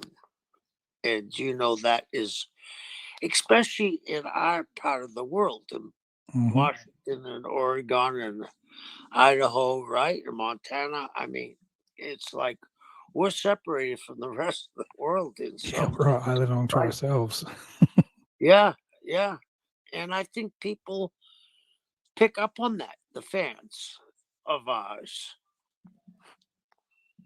One thing I can say I learned from you in our time, up in Washington and at BCW and just in general, man, like the things I've learned from you just from our conversations and the advice you've given me is always put the best effort forward, because if you don't, you're not going to go anywhere. Yeah, and the thing is, I'll never forget this, and God bless Mongo McMichaels, right? He has the Lou Gehrig disease right now. He doesn't look like, but I remember when he was wrestling, and we were wrestling in St. Pete, that the Tampa Bay, this is before they were the world champions, the Tampa Bay Buccaneers came. And I heard him say something that was so unnerving. He said, guys, I want you to know something. Don't take a play off. Don't take a game off, because it's one less than you're ever going to have again. And I tell people that. I say, when you go to the ring, it's one last match you're going to ever have. And you better give it your all, because you don't know who's watching. You don't know. I mean, everybody films everything today, BB. You know that, right? It's everywhere. Yeah. So, come on, guys. This is a thing where it's one last match you're going to have. Put out all the effort you can, because you don't know who's going to look at this video someday. You say that, and I remember you did a seminar for us one time, and you're up on the stage, and I was like, Kevin, hold on one second. And I turned to the guys, and I was really disappointed in everyone in the crowd, because everyone that was sitting there was like, yeah, that's great idea. That's great. That's great news. That's great. That's great. And I'm like, I've been telling you guys this for the last 4 years. Everything that Kevin is telling you, he's told me, and I am telling you, like over the last X amount of years, I'm telling you guys, I treat every match, be it 2 people, 2,000, 200,000 people, every match that I go on the curtain is WrestleMania. And that's what you got to prepare for. And you know that. Yep. Baby. You know that. You got to prepare for the night.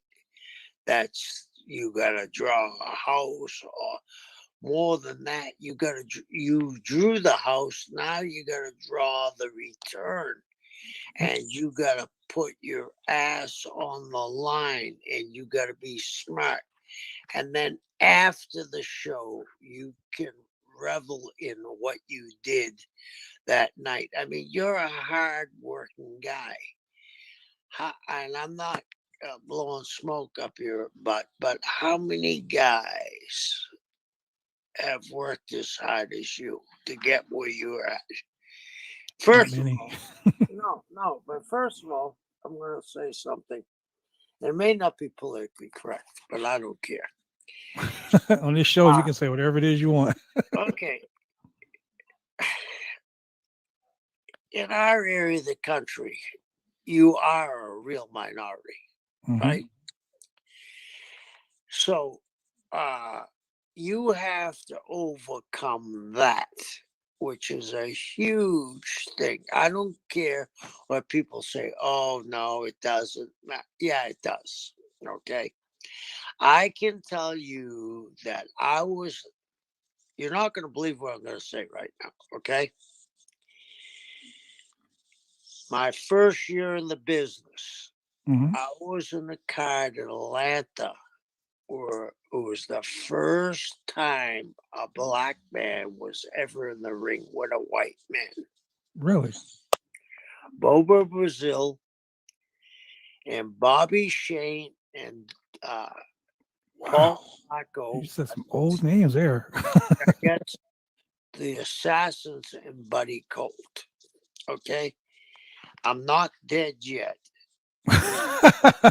What I'm saying is it wasn't that long ago. Okay? Mm-hmm. Then, when I was the assistant booker in Atlanta, I went to Ole Anderson, who's the booker, and said, I want to make Ron Simmons the world heavyweight champion on Martin Luther King Day. I had called the agent of Coretta King and her family and said if he was going to win, would they be there to put the belt on him? And Ole said to me, what kind of publicity is that going to get? I looked at him. I said to him, do I have three heads? I mean, what don't you see? So, I mean, you have, and I still feel that way. It's like Teddy. Teddy and I have a unique bond because of where he came from. Okay, how he was treated before him and I became friends. And I'm so happy that he is where he's at. He's a legend. He's a Hall of Famer. Brother, you guys overcame a lot of things that not many people could overcome. So if you can overcome those things, brother, anybody else that has a different opportunity should be able to come just about anything. And you know, that's the thing. People aren't looking at it like that. You know, I've always been one of those guys that I set a goal for myself, and then I achieve that goal, and then I set a higher goal. I want to be when I first started wrestling. The first thing I wanted to be an NWA guy. I grew up watching you. I grew up watching Dr. Death Steve Williams. I grew up watching fucking, just Big Van Vader, like, Big Bubba Rogers, One Man Gang, create like Savage and Sting, Brian Pillman, Hawk and Animal, like Taz. Like those are guys, Terry Funk, Mr. Hughes, Tommy Dreamer, Shane Douglas, guys I grew up watching. I remember living in California. I would get up and I'd watch Championship Wrestling from Florida. And I remember the very first time I saw you, it was you, it was Nancy, and it was Sir Oliver Humperdinck. And you guys were a group. What was it? Because Mark, it was like no, it was Luna Vachon in Purple Haze. Mark, what's his name? Mark something. Lewis. Mark, yeah. Okay. So I remember those days because I watched it. And I remember watching you and Georgia with the Freebirds and Austin Idol, who's actually still around doing a lot of stuff. Just like that's why I remember watching the old NWA when you guys were part of the it was CWF Championship Wrestling from Florida, right? Me and Nikita Koloff talked about this on our podcast a while ago too. That I've always wanted to be an NWA guy. So when I got an opportunity to become an NWA guy, I moved to Oregon, and I wanted to be the NWA Pacific Northwest champion. So when I won the title, Roddy Piper challenged me. He said, "You got the belt now, kid. Make some noise." So what I did was I held it longer than anyone else in history. Wow. Then the NWA Continental Championship was the next one. Held that longer than anyone else in history. And when I did all these things, I dreamed of wrestling for the World Heavyweight title. So I got to wrestle Tim Storm in Portland in front of my family and friends at BCW for the World Championship. And James Beard was the referee. So not only was I wrestling for the 10 pounds of gold, but I had James Beard as referee. So yeah, I was pretty freaking nervous. But I remember what you told me the very first time I met you at SCW in Washington. I remember you said, you made that kid look good in training. Talking about Randy Zeller. Yeah. And I said, sir, my job is to make my opponent look good. And that's all I need to do. So when I went out there, I wrestled Tim Storm, and I made Tim Storm look good. And I thought about that as I'm sitting in the locker room. I'm like, man, I should have booked Kevin on this show. Well, I mean, you got it. Some people don't get it. You need your opponent to look good, and you got that. I mean, there's some people that get it, and some people don't. But as I said before, you got it from the start. And I think it's because it was hard for you. I mean, you had to really work at it. Sometimes creativity and desire overcome talent. And you were lucky, you had all three. So, and you still have all three. And I expect to see you do a lot more. And I'm hoping to see you in SWE Fury. And I know James has mentioned you to me, and I'm hoping that somewhere down the line soon, before the end of the summer, we'll be seeing you. That would be awesome. Now, as we're expanding, we just picked up 2 stations this week. So we went from 32 nationwide to 34. Man. And now we're starting to run not just once a month, we're starting to run 4 times a month. So I think you'd fit in dramatically with what we have. Well, I get that phone call, I'm on the first plane smoking. I'll be there. Okay. So let's talk about this. We talked about the dark side of the ring, me and you earlier, off screen. I want to get your opinion on some things real quick, because you were around during these times. First off, the Brian Pillman story. Yeah. What are your thoughts on that the whole Brian Pillman thing? I didn't watch the whole thing, but it gave me the guy that was Brian's friend. That's told, you know who I'm talking about? The guy that was his football coach or whatever. Yeah. He seemed to be very angry at the world, didn't he? He was. Like, didn't he call women bitches and whores? I think he was mad at Brian's wife. Yeah, yeah, and I could understand that, but it wasn't her specifically. He said a lot of shit about a lot of people. Now, I was obviously in deep with this thing because I always say, when Brian died, not only did we lose a great talent, we lost probably the guy that would have been the greatest mind in professional wrestling. Because Brian came up with this idea. People say to me, "Oh, that was great." I had nothing to do with it. It was Brian's. I might have tweaked some stuff, but it was all Brian. And I was there at the time when his first wife was picked up and talked to him on the phone and blew her brains out. Oh God, man. I don't know how anybody can ever come back from that. We were talking about addiction too earlier, about how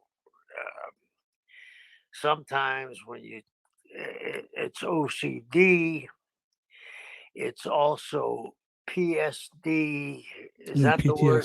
PTSD. Yeah. It's also that. I mean, Brian went through some heavy times. They talk about Brian's drug use, but I can remember Mike Graham and him were dear, dear friends. And Mike was the biggest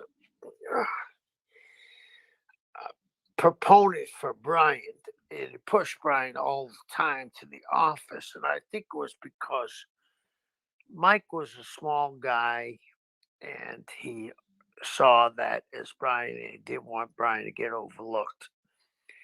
But I can remember him telling me that he wished Brian didn't stop drinking because he needed something to calm him down, and then he went on to whatever. Yeah. And with stuff that happened to Brian, then, I mean, his wife, Melanie, is that her name, right? I think that was her name. Yeah. I don't think they put her in a good light. And if it's half true, I mean, I saw a picture of her earlier and a picture of her at, just recently. I mean, it didn't even look like the same person, did it? Mm-mm. So he went through some really trials and tribulations, but Brian would have been, in my head, the greatest booker of all times, because I remember him telling me and Terry Funk do you remember when the Cincinnati Bengals made the Super Bowl? Oh, let's see. Was that like? It was in the 90s, early 97? 90s. It was in the early 90s. 96, 97? Yeah, I think he played. No, it wasn't 97, but it was early 90s. But they were going to play San Francisco, I believe. Yeah, and there was a thing that, if you remember the guy that was the great receiver, the white shoes, whatever his name was, Jimmy White Shoes, whatever, and supposedly DeBartella, the owner of the 49ers, sent some hookers up to his room and got them all screwed up. But Brian told me and Terry that he thought about, he had sidelined, he could be on the sideline, right? Mm-hmm. He talked about stripping naked and having chains and chaining himself to the goalpost during the Super Bowl. Wait, is this the 1989 when the Bengals played the 49ers? Yeah, I guess it was. Yeah, okay, because the Bengals won. The Bengals lost to the 49ers. Yeah. And when Terry and I looked at one another, we said, wow, this guy's on a different wavelength. And I mean, that would have first of all, he locks himself with multiple locks. The game is going to stop. Don't tell me they're not going to shoot down there, because he put them in an awful position. I mean, he was always thinking outside the box. And he was so brilliant. And what I feel like was he never got help when he went home. That's what I got out of that dark side of the ring. Yeah. That he never got help when he got home. And that's important. Like that mental, like it's May, and it's like mental health month, So I'm a very big proponent for that, because my mom passed away earlier last year, and with COVID being such a horrible thing, I suffered from a lot, and I still suffer from it. The depression because of the whole situation really sucks, and it draws you in. But fortunately for me, I have a very good support group. I have a very good support to keep me from falling into that dark pit. And I gotta say, man, if I didn't have that support, I probably would have fell into a dark pit too. So having people around you. Yeah, that's why I said the thing about addiction. Mm-hmm. You and I were talking about it. It wasn't so much physical pain. It was mental pain that people were taking. That mental pain will show up as physical pain. And I mean, you got to look at when Brian crashed that car. He was lucky enough to be alive. He fought death many times, especially they said about how many operations he had in the throat. Yeah, that's a lot. He overachieved. Nobody his size should. I mean, every time I used to look at Brian, I used to say to myself, how did he play in the NFL? I mean, he actually was a little bit shorter than me, and he wasn't that. If he was 200 pounds, he had to have a 10-pound weight in his pocket. He overachieved everything in life, and he gets the golden ticket and he crashes the car. You realize he was the second guy to ever have a contract in WWE. Hogan was the first. He was the second, where he guaranteed contract, and yet he was crippled. He had, I believe, 5 children, all under the age of 13.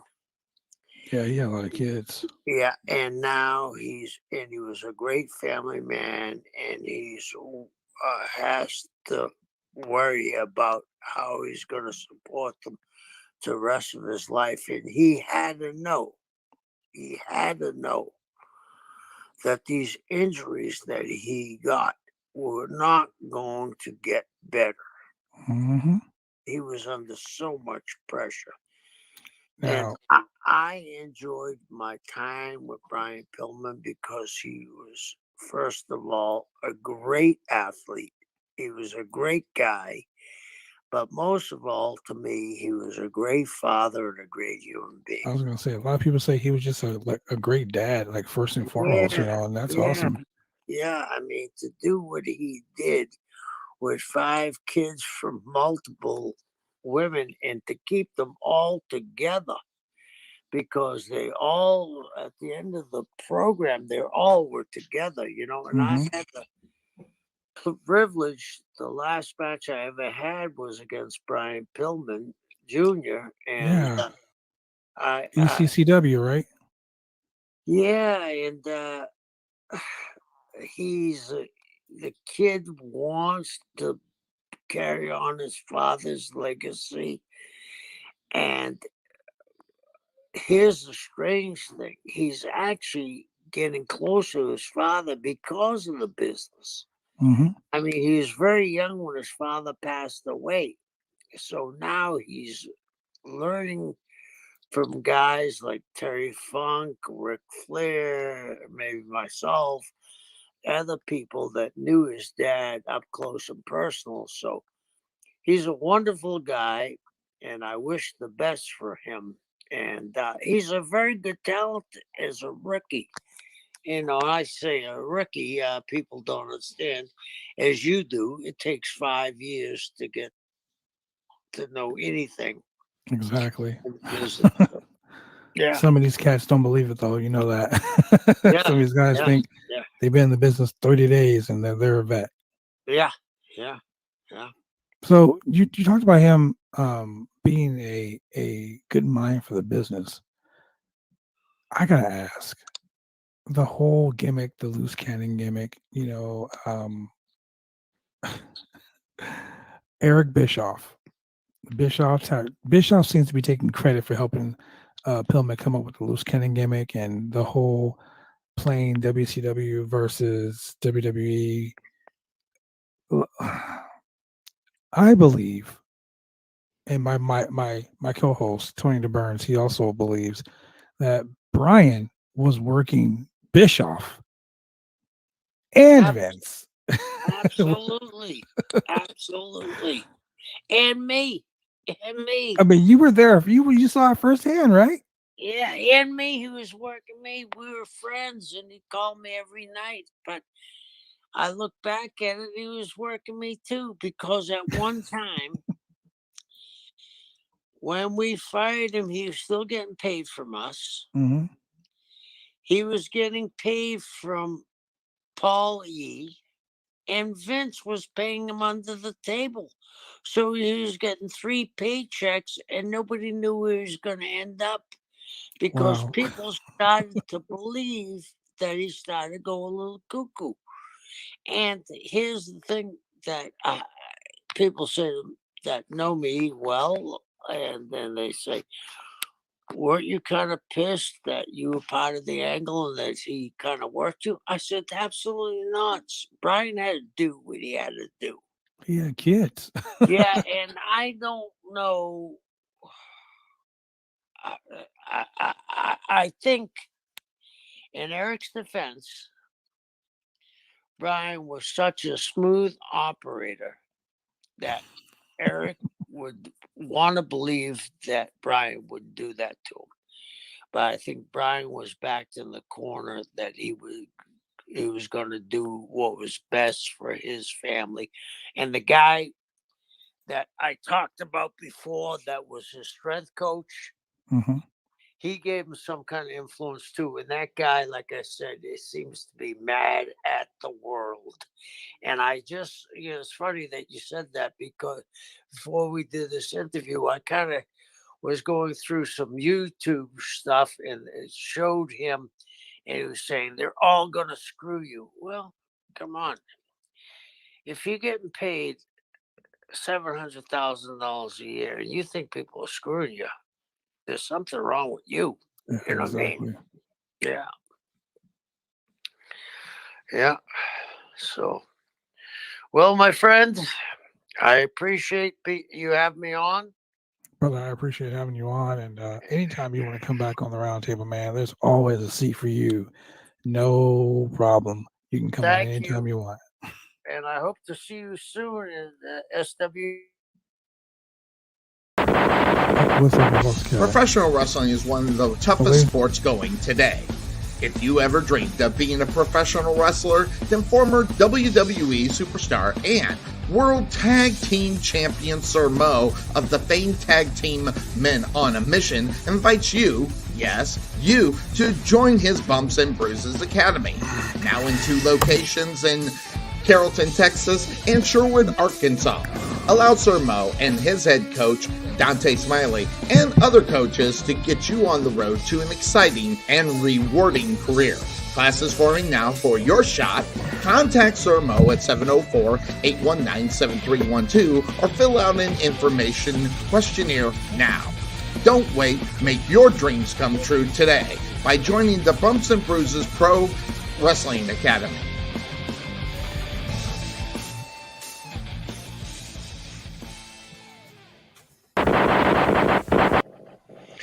Hi, this is James Beard with SWE Fury, and you're watching the Roundtable Pro Wrestling Podcast. And we are back. We are back. Sully is always an incredible interview, but hopefully that answered your question about Bill, about the craziness that happened at WCW. Yeah, no, I knew as soon as Bischoff started mouthing off about how he had a hand in making all that happen, about how he was in on the whole thing. I'm like, you're full of shit, dude. Yeah, he had no fucking clue. Well, anytime he opens his mouth is full of shit. Mm-hmm. It's almost like Vince Russo, but we know. Yeah, I'm gonna get Vince Russo on the fucking show, dude. I'm gonna get Vince Russo on the show just so we can. Oh my god! Look, bro. Yeah, because I want to make that stupid impression right to his stupid fucking face, bro. I swear to God, bro. Oh man, I want to suck off Jeff Jarrett. Oh my god. No, man, that was wow. Yeah.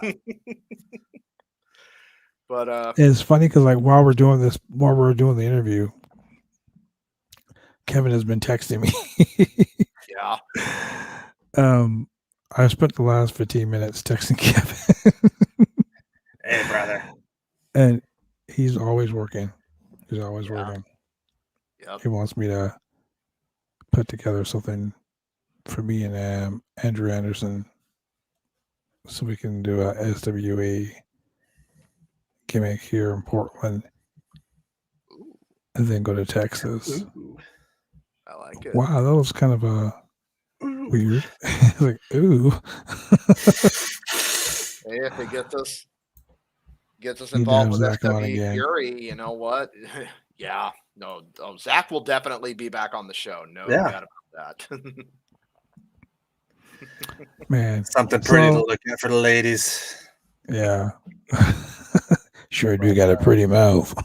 Oh God. Most of my teeth are real. Or we can talk like we were on a smooth jazz channel. So the other day, I was trying to make smoked cheese, but I spent 15 hours just blowing smoked cigarette smoke on a piece of American, like the craft block. Something is definitely wrong with you, Zach. Something is definitely wrong. It's okay though. It's all right. It is all right. I like the smooth jazz tone your voice takes. You like that? When you're talking to me. Yeah, I like that. It's like, yeah, you like that, don't you, John? Yeah, baby. God, my pussy's so wet. Wow. So I've been watching the Nightmare Factory Showcase Part 2. Okay. And Karma Dean sent me the link. Yes. So I've been watching it. And I realized that my boy Tan was on there without a mask on, which kind of tripped me out for a little bit. I almost didn't recognize him for a second. But there was a guy that is from Portland that is on the showcase. Who? I don't remember his name because obviously he wasn't that important. But you can pull a picture or something because I want to know who it is. I was watching Julia Hart. I watched the tag team match, and Julia Hart has a lot. She's freaking pretty good.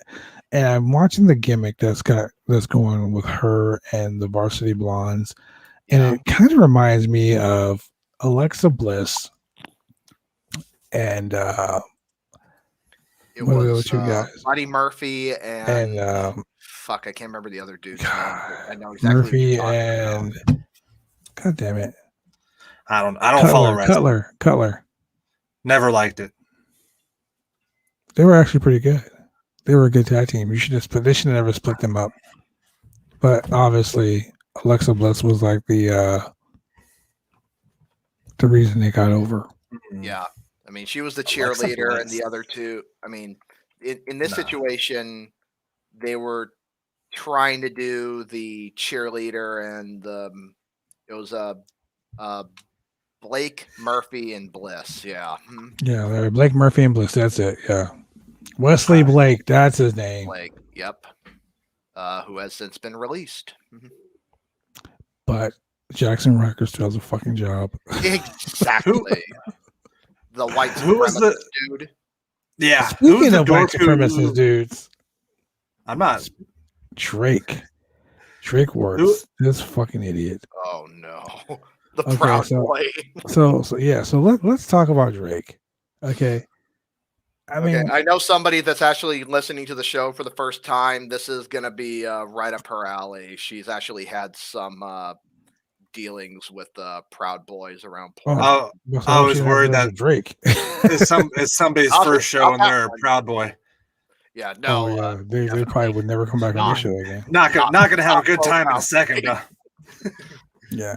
Quite So I belong to a group, and it's like a no. No, that's just exciting territory. Damn it. So the SCPS school board meeting that happened yesterday, actually. Oh yeah. Well, they tried to. It actually didn't. They didn't have a chance to do it because when the Proud Boys started to invade the area around the school, they just decided to call it off. So I want to send this to you. Well, I can't send it because it's on Instagram. But the SCPS school board meeting on 5/11/2021. Drake Warts, the WWE referee who, oh my God. I don't even want to bring about. I don't even want to talk about it. It's so fucking stupid. But okay, this part I didn't know. So some people and their kids, I tell you. This is what I'm going to do, Tony. I'm going to send you the link. Let's go to a commercial break. And we come back from this commercial break. I want you to play this damn link. I want you to play this YouTube video. Oh, God. I just sent it to you right now. Gonna be good. Ladies and gentlemen, we'll be right back after this commercial break. I'm so excited. Drive me insane! All these rules are lame, I've been taking all the fun out!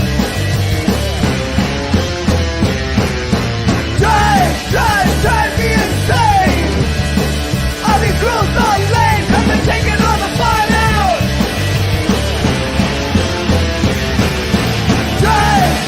Drive me insane! All these rules...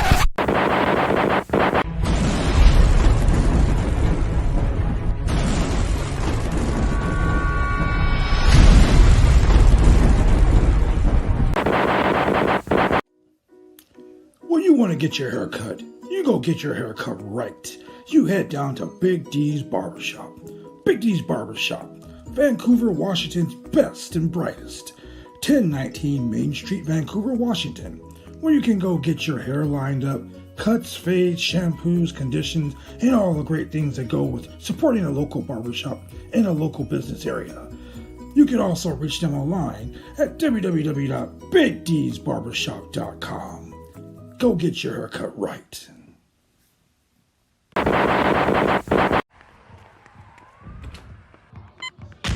These are more than just the sounds of a safe place to go after school.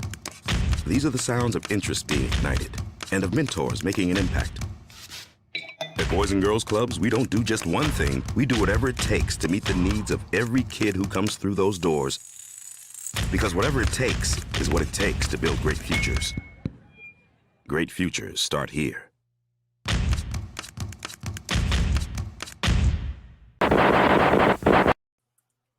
So we all talk about great futures starting at the Boys and Girls Club, right? We talk about protecting our children. We talk about, wearing a mask and all this other good stuff and, stopping the spread of COVID. So, Tony, do you have the video? I have it up. And I want you to cue to 1 hour, 18 minutes, 18 seconds. 1 hour, 18 minutes. Oh shit. Please. I know it's going to be good now. For the love of God, so play excited. this on the podcast. Oh, Seminole County Public Schools School Board meeting. Look, oh God. School safe. Oh no. I just saw it. Yeah. Yeah, you need to boy, show this for the people in the audience here, the people who are watching. And I'm gonna tell you right now, ladies and gentlemen, if you're listening on Anchor, if you're listening on Google, if you're listening on Spotify, if you're listening on Amazon Prime, Amazon what Music, I'm going to do here, instead of just the usual muting all of us, I'm actually going to have us stay on oh my while God. this is playing. I hope so. Because I haven't seen this, so I'm excited. Oh, Yeah. exactly. Yeah, this is It's something. It's going to be, yeah. Oh, good Lord. Okay. Let's get into it. So we'll share audio, share video, and let's go right to it. If you look at the guy in the suit right there with his head turned, that's WWE referee Drake Ward's NXT referee. And I was here during the last meeting, and I shared with you guys that we had data available from the COVID dashboards, and it was pretty crystal clear that there was no difference in COVID cases amongst schools and counties that had mask mandates policies in place. I got these papers off of TikTok. So I'm sorry, I'm trying to catch my breath here. But versus those counties that, good thing I didn't have a mask on, yeah. Versus those counties Wow. that had no mask mandates, where masks were optional. There was Shout out to the absolutely no 4 people difference. You wearing had their the 5 same people wearing their incidence masks. of COVID cases in each of those populations. And in the letter from the DOE commissioner to all the school districts, he specifically said, and I quote here, upon reviewing the policies of those school districts, This dude needs to fucking take a jog. With mandatory face covering Holy policies. shit. Blown up. Reviewing all districts' relevant health data. Factoring in such data points as the percentage of students learning in person and relative population of a county, which is often synonymous with a county's community health resources. Center. The data shows us that districts I've already spoke to several people I know that run training at performance. Oh no, I'm just asking Right. because whoever it is Do not obviously needs to impact put him through some coronavirus. blow-up drills ASAP. So Yes. we heard from gentlemen about how the policy process works. Some of us may disagree, but He's making this shit up as he goes along. Look at the He chicken is. now. He is She's like, we're out of so- here. Yep. They're like, Follow we're the done with this process, shit. Let's go go. through whatever you got to go through, and the public. The research I notices, did all that from stuff. Big Redneck But you Dick can state 69 on right here, TikTok. right now, in this public forum, to all of us and everybody watching, all the principals that are listening, you can state right here, right now, that masks are to be voluntary, effective immediately, Fuck off. and to make mask usage within our school, county schools, no longer enforced. Go through the proper process, but you can state here as a group saying, hey, masks are now voluntary. We'll go through the process of whatever 28 days that needs to be done for legal That reasons. dude in the so suit it's with not the challenged. fucking striped But you can tie say here, off to hey, the right we're not there. He enforcing looks mask familiar mandates for some anymore. reason. Let's make He it wears mandatory. He's the Do the NXT right thing referee. for our kids, please. Gigantic I'll yield forehead back the on him. remainder of my time. Yeah. That's Drake Lawrence right there, ladies and gentlemen. That's the NXT referee who basically wrestled as Drake Younger on the independent scene and has drew a lot of heat with a lot of people. You need to hear what he has to say. I just don't understand. Go back to research, all these papers I have. go back to the video and listen to the lady in the blue top. Do you know the time cue on God, that one? does she cry? Tell me she cries. Oh, I wish she would have cried. Killing our children. She was like saying that like kids wearing a mask means they're gonna get sexually sold and all this other bullshit. And I'm like, what in the fuck is she talking about? Child abductions and all this other shit because they wearing a mask. I'm like, are you kidding me? I'm pretty sure that's not how that works. I'm pretty sure it's not how it works either. But the lady said blue shirt. You said, yeah. Is it the one that the blonde? I think so. Like, keep in mind, this came from a WWE producers chat. I think I found what it. they're talking about, Drake. 133. Yeah. I think I found it. Well, I was doing all this research this morning. I was sitting on the toilet preparing the speech, and I found that this website, that all the website is black with neon green words from Angel Fire. Yes, her. That's Drake's wife. Here in Seminole Oh County. shit, it is. A year ago, we heard the cries of a man who repeatedly said he couldn't breathe for 9 minutes. Oh, It fuck made national off. headlines. People said, say his name. The justice for this person being unable to breathe plasters the walls in Seminole High School. I know because I recently attended an open house there. Mm-hmm. I'm here today for justice for every single kid and parent in Seminole County. Our kids' oxygen has been restricted for 900 hours. What? They have said, I can't breathe. I was wondering if you could refresh my memory about what happened to my daughter the day she was born. You can't. She couldn't breathe when she was born because the hospital failed to have a suction machine plugged in and ready for her birth. What? I wanted to ask if you could tell me the number of times she's used a nebulizer to repair her lungs for respiratory I issues am likely caused by the unreasonably initial mad. damage done to them. Can you tell me about the freak accident she had where she was airlifted? Kids stared at her while she relearned how to walk after graduating from a wheelchair to a walker. This developing a sensitivity to people staring and making fun of her, now making her sensitive to her emotions and anxiety when she has a panic attack because she can't breathe. I was wondering if you could describe to me how to explain to her that she doesn't deserve to freely breathe unrestricted air because board members that we voted for continue to cut that off. So what she's basically saying is You child work for safety us. is child abuse. I'm asking you to say her name. But you can't. You don't know her Don't do name or that. any of the others, much less their health issues, conditions, or challenges. Yet you have dictated to the parents that their hands are tied. Kids' I'm going to airways are sit covered here and up. compare this hate Kids should be crime arrested too. to me being kind of uncomfortable. Right? For what? Was it in fear that teachers were afraid of COVID, might not show up to work, union threats? Wow. I respect and strongly support our law enforcement officers. We are living in an age where respect for not only the law, but veterans, elders, and authoritative figures are disrespected, to say the least. Kids learn this at home and in their environments. What message are we sending to our children when the school board, of all people, have overreached their power, resulting in child abuse? Okay, the pause, struggle here pause, is freedom pause. of air circulation and breathing oxygen. And So you're telling me, this lady is telling me that fucking protecting our children by having them wear masks so they don't get a deadly virus that's fucking killing people is child abuse? Because it makes her slightly uncomfortable. Oh my God. Look, I wear a mask 13 fucking hours a day. Okay. I'm a fucking bartender. I wear a mask, and that you zooming everywhere, shaking things up. It sucks, but it's not that hard. I worked out today. Exactly. I did cardio. I did heavy weights all this time without a mask. It sucks, but I'm not keeling over. And I I say have an this. office where I have people coming by frequently, and I don't mind, putting on a mask just so that I know that I'm protected and they're protected. That's right. Yeah. She's smoking some other than tobacco. I believe it's crack. Yeah.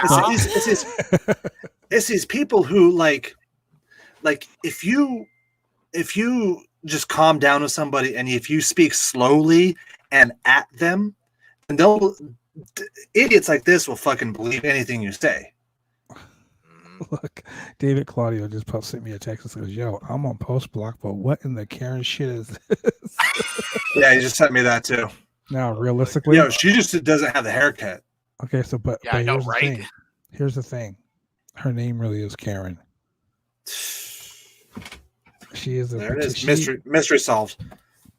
So this woman right here, the blonde hair, blue dress, or blue shirt, blue jeans, is the wife of this gentleman in the gray with the gray stripes, who happens to be a NXT lead official.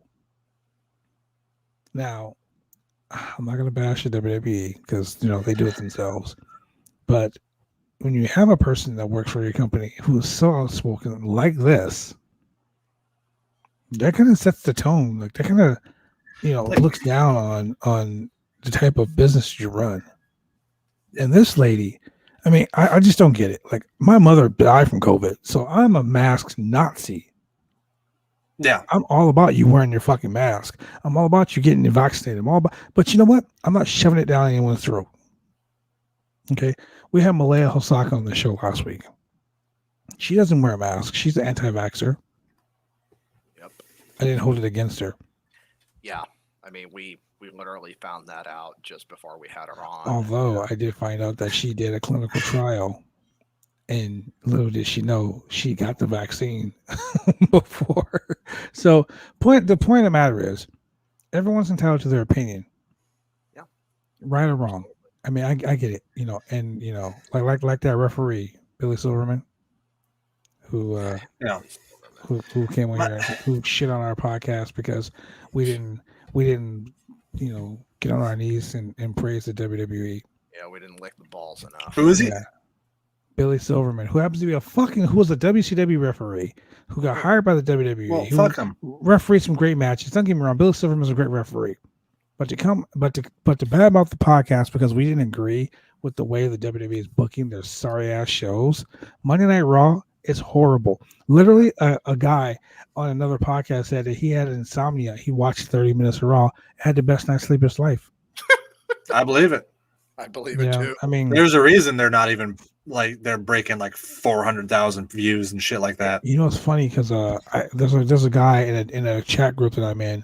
He praises WWE and he badmouths AEW constantly. Oh God! But here's the thing: AEW's been in business 2 years. They just drew a 1.5 million views on a show. Yep. Raw can't even break 1.5 million. That's fucking bad. When 5 years ago they were doing 15 to 20 million, now they can't do 1.5 because their show fucking sucks. And it's because of all the drama and BS behind the stage, behind, you got the same matches week after week after week. Hey, at BCW, we got 30 guys in our locker room. So at any given time, you can have new matches. WWE has about 100 fucking guys in their locker room, and 75 of them are in catering because they don't have any matches, and you use the same fucking 25 people. Well, it's because they want to suck everything up. They're just. How many times can I watch John Morrison or The Miz wrestle Damian Priest and lose every week? How many times can I watch Jackson Riker and Elias, wrestle the same fucking matches? How many times can I watch the New Day win the tag team championships? What are they, fucking 13 times right now? How many times can I watch Nia Jax and Shayna Baszler? And that's one of the things that, while I have my criticisms of AEW, I do have my issues with them at times, but I will say the matches are almost always fresh, whether they're wrestling matches. It's not entertainment. Yeah. So whether they're your taste or not, that's one thing. That's up to you. But it's always something new. There's something fresh every single week. And the commentators, they're just like robots. Someone posted this, and it made me laugh my ass off. And I was waiting for the interview with Kevin Sullivan to be over so I could read it to you guys. It was on the Instagram the Twitter for the Roundtable Pro Wrestling Podcast. This person claims that the WWE is always building new talent and bringing new talent. Randy Orton, how many times has that guy been the main event at WrestleMania? CM Punk left because he was promised the main event at WrestleMania and never got it. When they got The Rock and they got Triple H and they got Shawn Michaels and they bring back fucking, Mae Young, rest in peace. They brought her back 70,000 times to do, matches. And like all these young people are sitting in catering, not getting a chance. When AEW's got guys like Brian Pillman Jr. or Griff Garrison, they got these young guys that they're just bringing out. Sure, they got Jericho and they got, and that's one of the biggest things that I will always praise AEW for. Building new talent. And the new talent is always, whether they're on, Elevation, on Dark, or on the main show, they're at least having a match at any given time.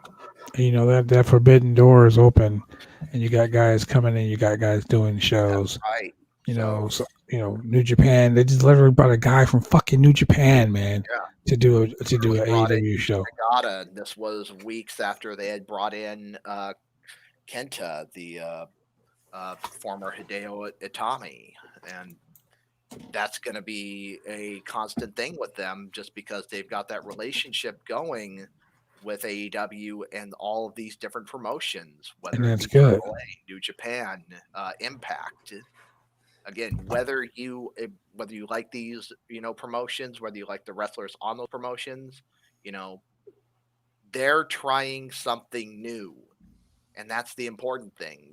It's always going to be a fresh show no matter what. Yeah, I'm trying to find that posting, but it made so much sense because it was so funny. It was like you talk about, what was it? It was like there's no amount of great camera work, and great production can mask the fact that your show is shit. That's right. The WWE has they have great camera work. With their 50,000 camera cuts, and you can never really watch a match because the camera's always switching back and forth. But besides that,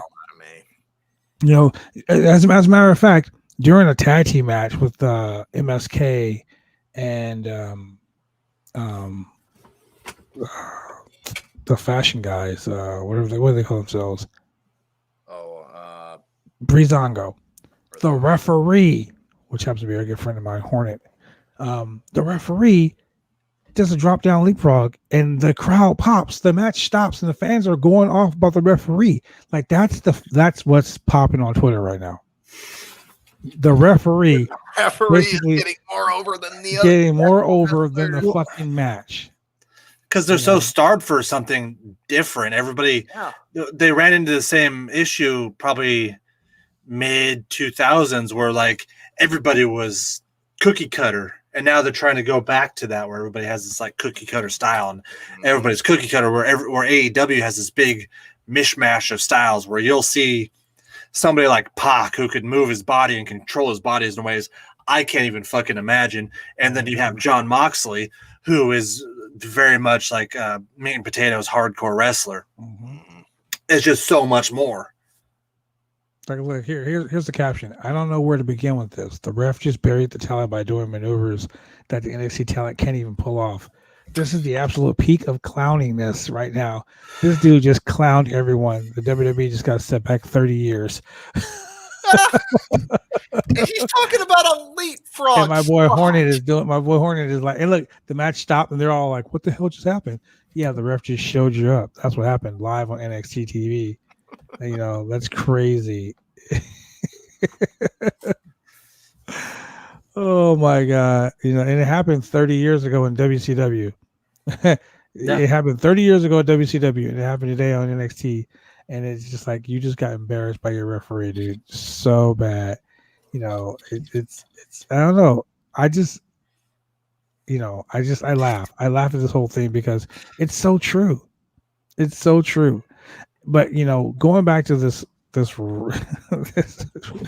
bullshit that we were watching, this chick, his wife, totally just berated everyone because the kids are wearing a mask, and the kids are, you know, I personally, here's the thing, here in Oregon, they're talking about kids 12 years old and older can now take the vaccine. Yeah. Do I want my kids taking the vaccine? Quite honestly, no. Not until it's 1,000%, you know, ready. But then again, do I want my kids to die from this fucking horrible disease? Hell no.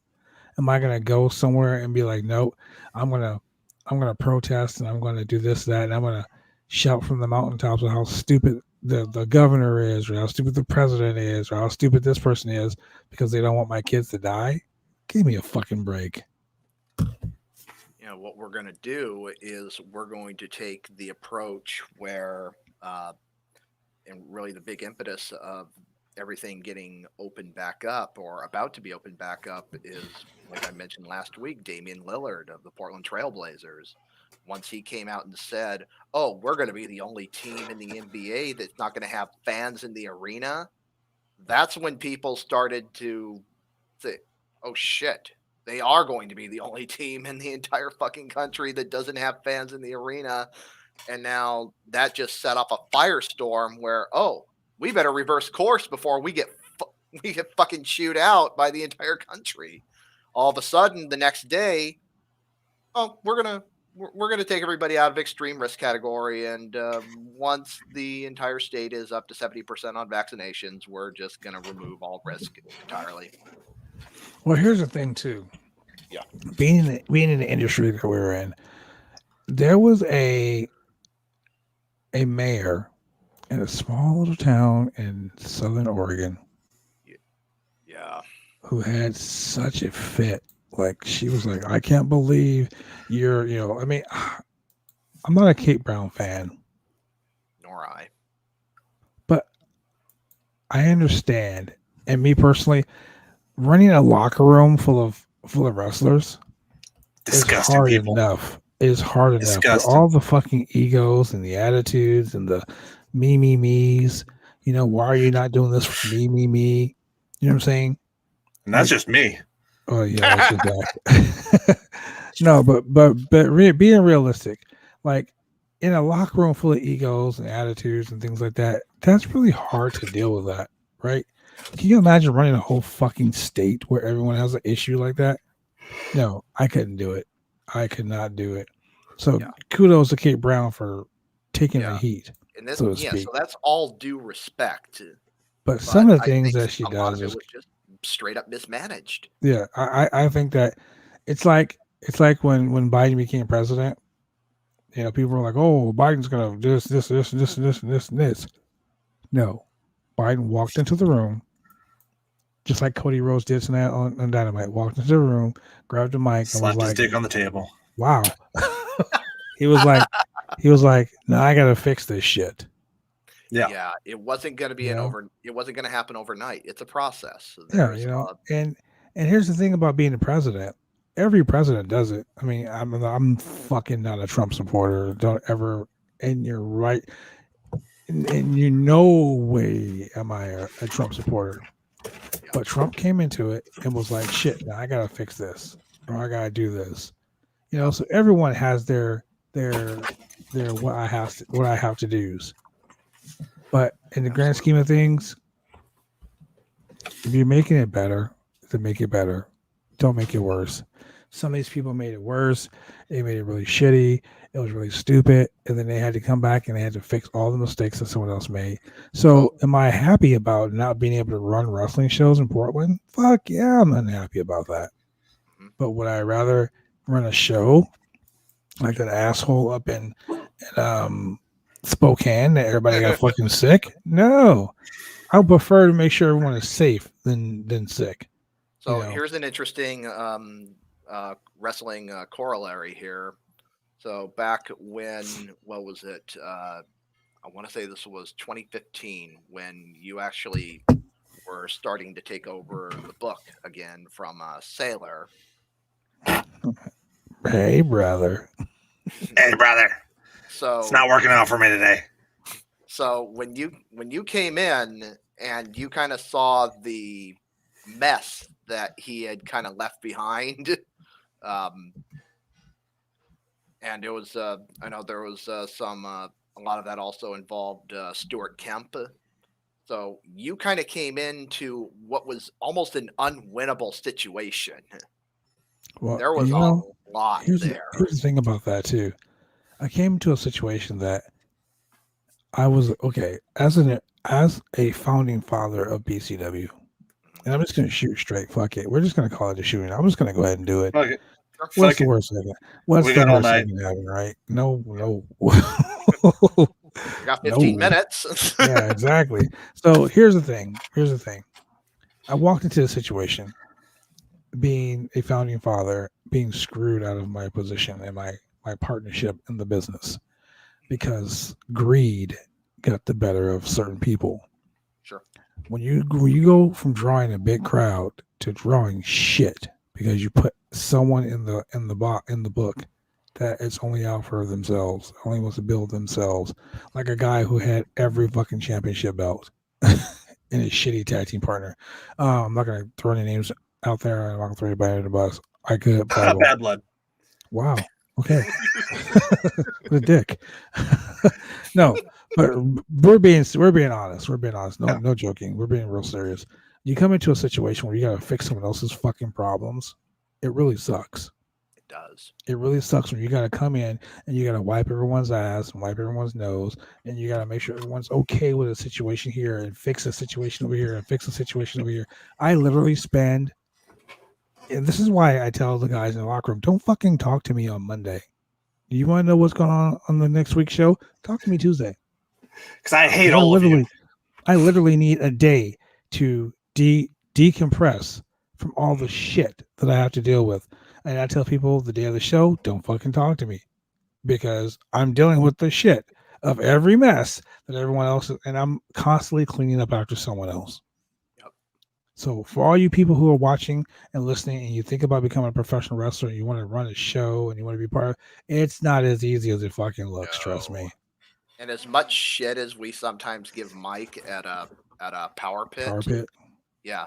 As much shit as we give him sometimes, I mean, the fact that he keeps coming back to it, even after, what was it, like a 5-year gap between running shows. I mean, the fact that he's still willing to come back to that, say what you will, that takes a fucking lot. That takes some guts. I mean, it does. It takes a lot of guts. It takes a lot of will to want to make something positive for everyone. It does. And it's not as easy as it sounds. So, ladies and gentlemen, when you go to a wrestling show, please appreciate the people in the ring, but also appreciate the ones Hug your behind booker. the scenes. Hug the Hug your booker. booker. Don't hug your booker. You might not want to get hugged. Tell them I feel you, because he just got done dealing with me. Oh my God. I don't want to put this person over. I'm not doing that tonight. Fuck you. So hug your booker, grab some ass. Whoa. This isn't Roundtable After Dark, man. Is it This isn't though? Roundtable After Dark. I'm pretty sure it is. We still got to comply to Amazon Music and all those, iHeartRadio. They can't play our stuff. We're doing some Amazon After Dark stuff. Anyway, with that being said, ladies and gentlemen, thank you for joining us on another crazy wild ride here on the Roundtable Pro Wrestling Podcast. This is the longest show we have ever done. And I had to edit it and then post it. Fuck that. I'm just going to split it into 2 shows and then just put it up as is. Next week off. Fuck it. You heard him. Man. With that being said, ladies and gentlemen, you can check out Zach Winters at the Dark Asylum Podcast. Get one of these cool shirts. You can find them on Amazon. We have pro wrestling tees. I have my own pro wrestling tees. I'm probably going to be here more often now, so you'll get all the funny stuff in. Because I like giving Bad Blood shit, and I'm one of the few people who do it because I've known him forever, and he won't hit me. I mean, I will hit you, but it probably won't be with a wet floor sign. You hit me with a wet floor sign, I'm going to set you on fire. Jesus Christ! I did that already to somebody. We already went through this. Look, Tony, tell the people what they watch us on TV every week. Every single week on Xfinity and Prism TV in the Portland, Oregon and Vancouver, Washington areas every Monday night, 10 p.m. on Channel 11 on both the stations. If you missed that, you got Tuesday night at 10 p.m. on Channel 22 Xfinity, Channel 8002 Prism. And if you missed that one, you got one more shot every Wednesday night, 9 p.m. Channel 23 on Xfinity and Channel 8003 on Prism. Everywhere. Man, we are everywhere. If you want to follow us on Twitter, you can follow us at twitter.com/the Roundtable Pro Wrestling Podcast. If you want to support the channel, ladies and gentlemen, support the channel by going to https://anchor.fm/the Roundtable Podcast /support. You can like, click, subscribe on every social media every podcast platform that we're on. We're talking Anchor, we're talking Apple, we're talking Google, iHeartRadio, Amazon Music, Spotify, wherever there's a podcast, guess what? We're fucking there.